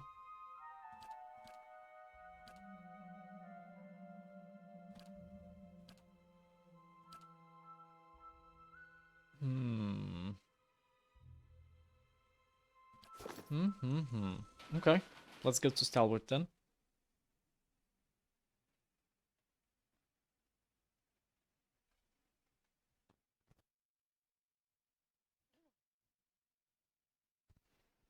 I'm gonna be honest, I didn't expect like just the battery itself taking over 3 hours to finish.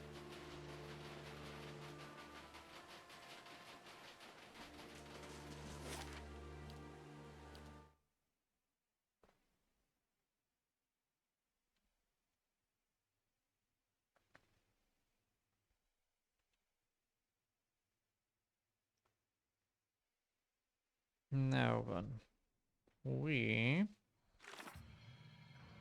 yeah, it's a hireling payday. We have to rest outside. These are No, no. Bounties, missive. Still need to go back to Defiance Bay. We can't get there yet. So, if our watcher hadn't come along, you would have let those drunks carve you a new nose. I was softening them up. When trouble boils over, it's boots or blade, Aloth. I was sure you'd consider booze an acceptable option. Okay, what's this? Oh, it's here. We have a guest. Let's get rid of you. And get you. It's a guest warrior. They're probably gonna die the next time we get attacked. Which is curious, we haven't had like an attack on our keep for some time now.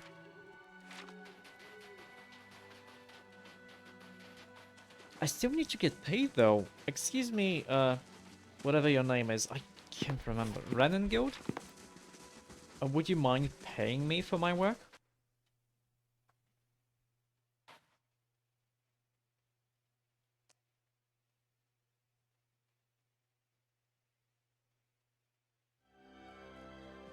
Been 200 years since folks set foot in Durgan's battery. Now you've cracked the place wide open, and with quite the display. Mm-hmm. Thanks to your help, we just might pull through. You've done a lot. She shakes my hands. Baby! And here, I've been saving these. Some of the last gems we recovered before we had to close the mines. With any luck, we'll have them open again soon. I'm glad I could help. So are we, but I'm hoping you'll make use of the White Forge too, if you haven't already. After all, it doesn't get much better than Durgan steel. If you can forge some into your existing gear, you'll have a powerful set of equipment in your hands. So what happens next? Now it's up to us to use this opportunity to pull ourselves back together. I'm still not pleased about having Berrigan's clan a stone's throw from our gates, but I'll have to hope that your deal with her holds. Yeah, as long as you keep your end of the deal. We'll just have to hope Taina pushes along a few more years. She once knew a lot about mining, but she's starting to go. She lowers her voice. To be honest, I didn't really think anyone could open the battery. It just gave folk something to hope for. But I'm starting to hope the White Forge could turn things around for us, if we're able to make use of it before some Derwood noble stakes a claim out here. Something else. What's on your mind? Bye-bye. Excuse me. Okay, so she gave me 2 diamonds, a sapphire, and a topaz. For all my trouble, I got 700s. 1,000, what was it, 650?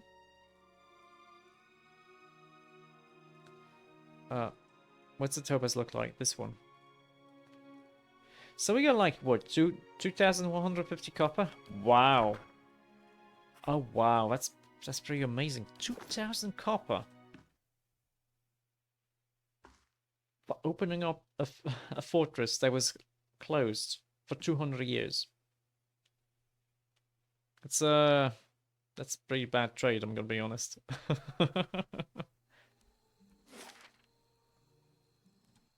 Okay.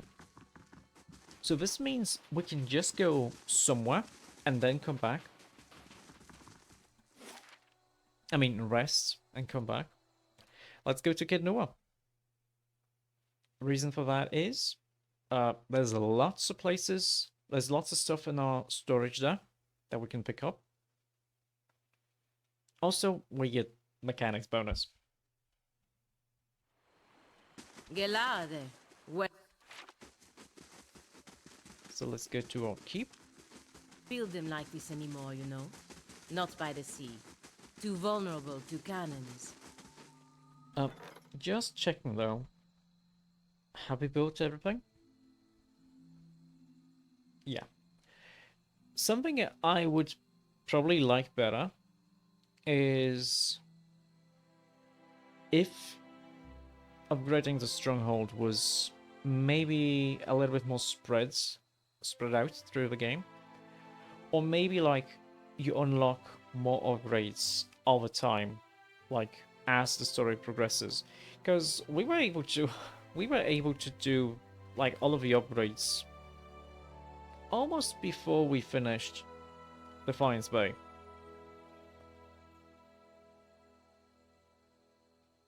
So it feels kinda cheap, if it's the right word. It feels kinda cheap that we're able to do it like this. But who knows? Maybe in the second game. Maybe in the second game the upgrades are spread out a little bit more.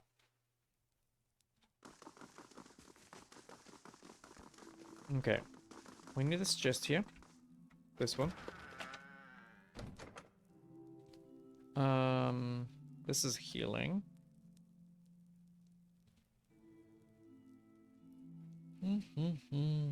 Nah.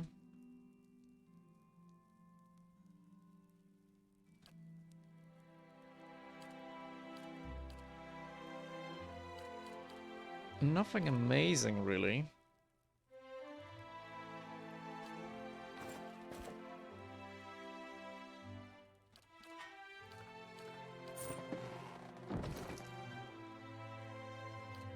Let's see, 9. This is 5.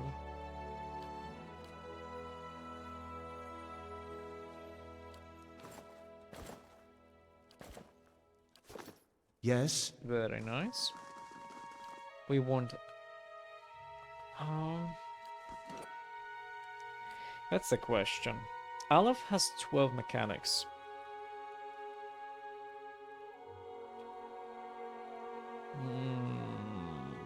We're still gonna go and get the bonus to mechanics, I think. If he had 13, then I wouldn't care. Because we have lots of lockpicks. And in case we found like a... 1 point of like a lock that's... a lock that's 1 skill point higher, we could just use a lockpick. As you sleep, you are buoyed and buffeted by vagaries of dreams. They tumble and thrash about you, and fill your mind's eye with pale, glittering motes. They resolve into a light snowfall and a biting northerly wind. You recognize the mountains of the White March rising around you, and you shiver. You see Stalwart a few miles away, quiet and still, but for a few curling streams of smoke rising from the chimneys. Durgan's battery is perched above it, its shadow stretching into the valley. Above it all, you hear a deep, slow rhythm. At first, it sounds like a distant drumming, but then it grows louder, cracking through the dry air and booming from the mountain peaks. It builds until you feel it reverberating beneath your feet. Let's watch and listen. Each thud comes louder and faster than the next. Thunder echoes from the mountaintops as great sheets of ice and snow tumble down the slopes. But the rhythm keeps building, shattering frozen lakes like crystal saucers. New ravines split through the mountains as old chasms fill with snow and scree. A rockslide buries Stalwart, and Durgan's battery is shaken into rubble. Shadows rise over the mountains. The vanguard of a massive army. You flee. You tumble from the foothills and bound across the Durwood, feeling the rumble of the advancing army as all the while. Let's barricade myself in Kednua. Kednua rises from the forest, its mended walls reaching out to you like a pair of strong arms.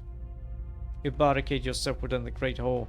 As the pounding grows closer still, it rattles the foundations of a great keep, and just as the masonry begins shaking loose, you hear an unholy battle cry coming from your courtyard. The ceiling collapses and sends a cascade of bricks and beams onto your head. You struggle to wakefulness, kicking at the bedding knotted around your legs. As you shake free of the last bonds of sleep, you hear a voice whisper something in a language you've never heard, and you see an image of 100 shifting, stirring eyes. You awaken, feverishly warm and covered in sweat.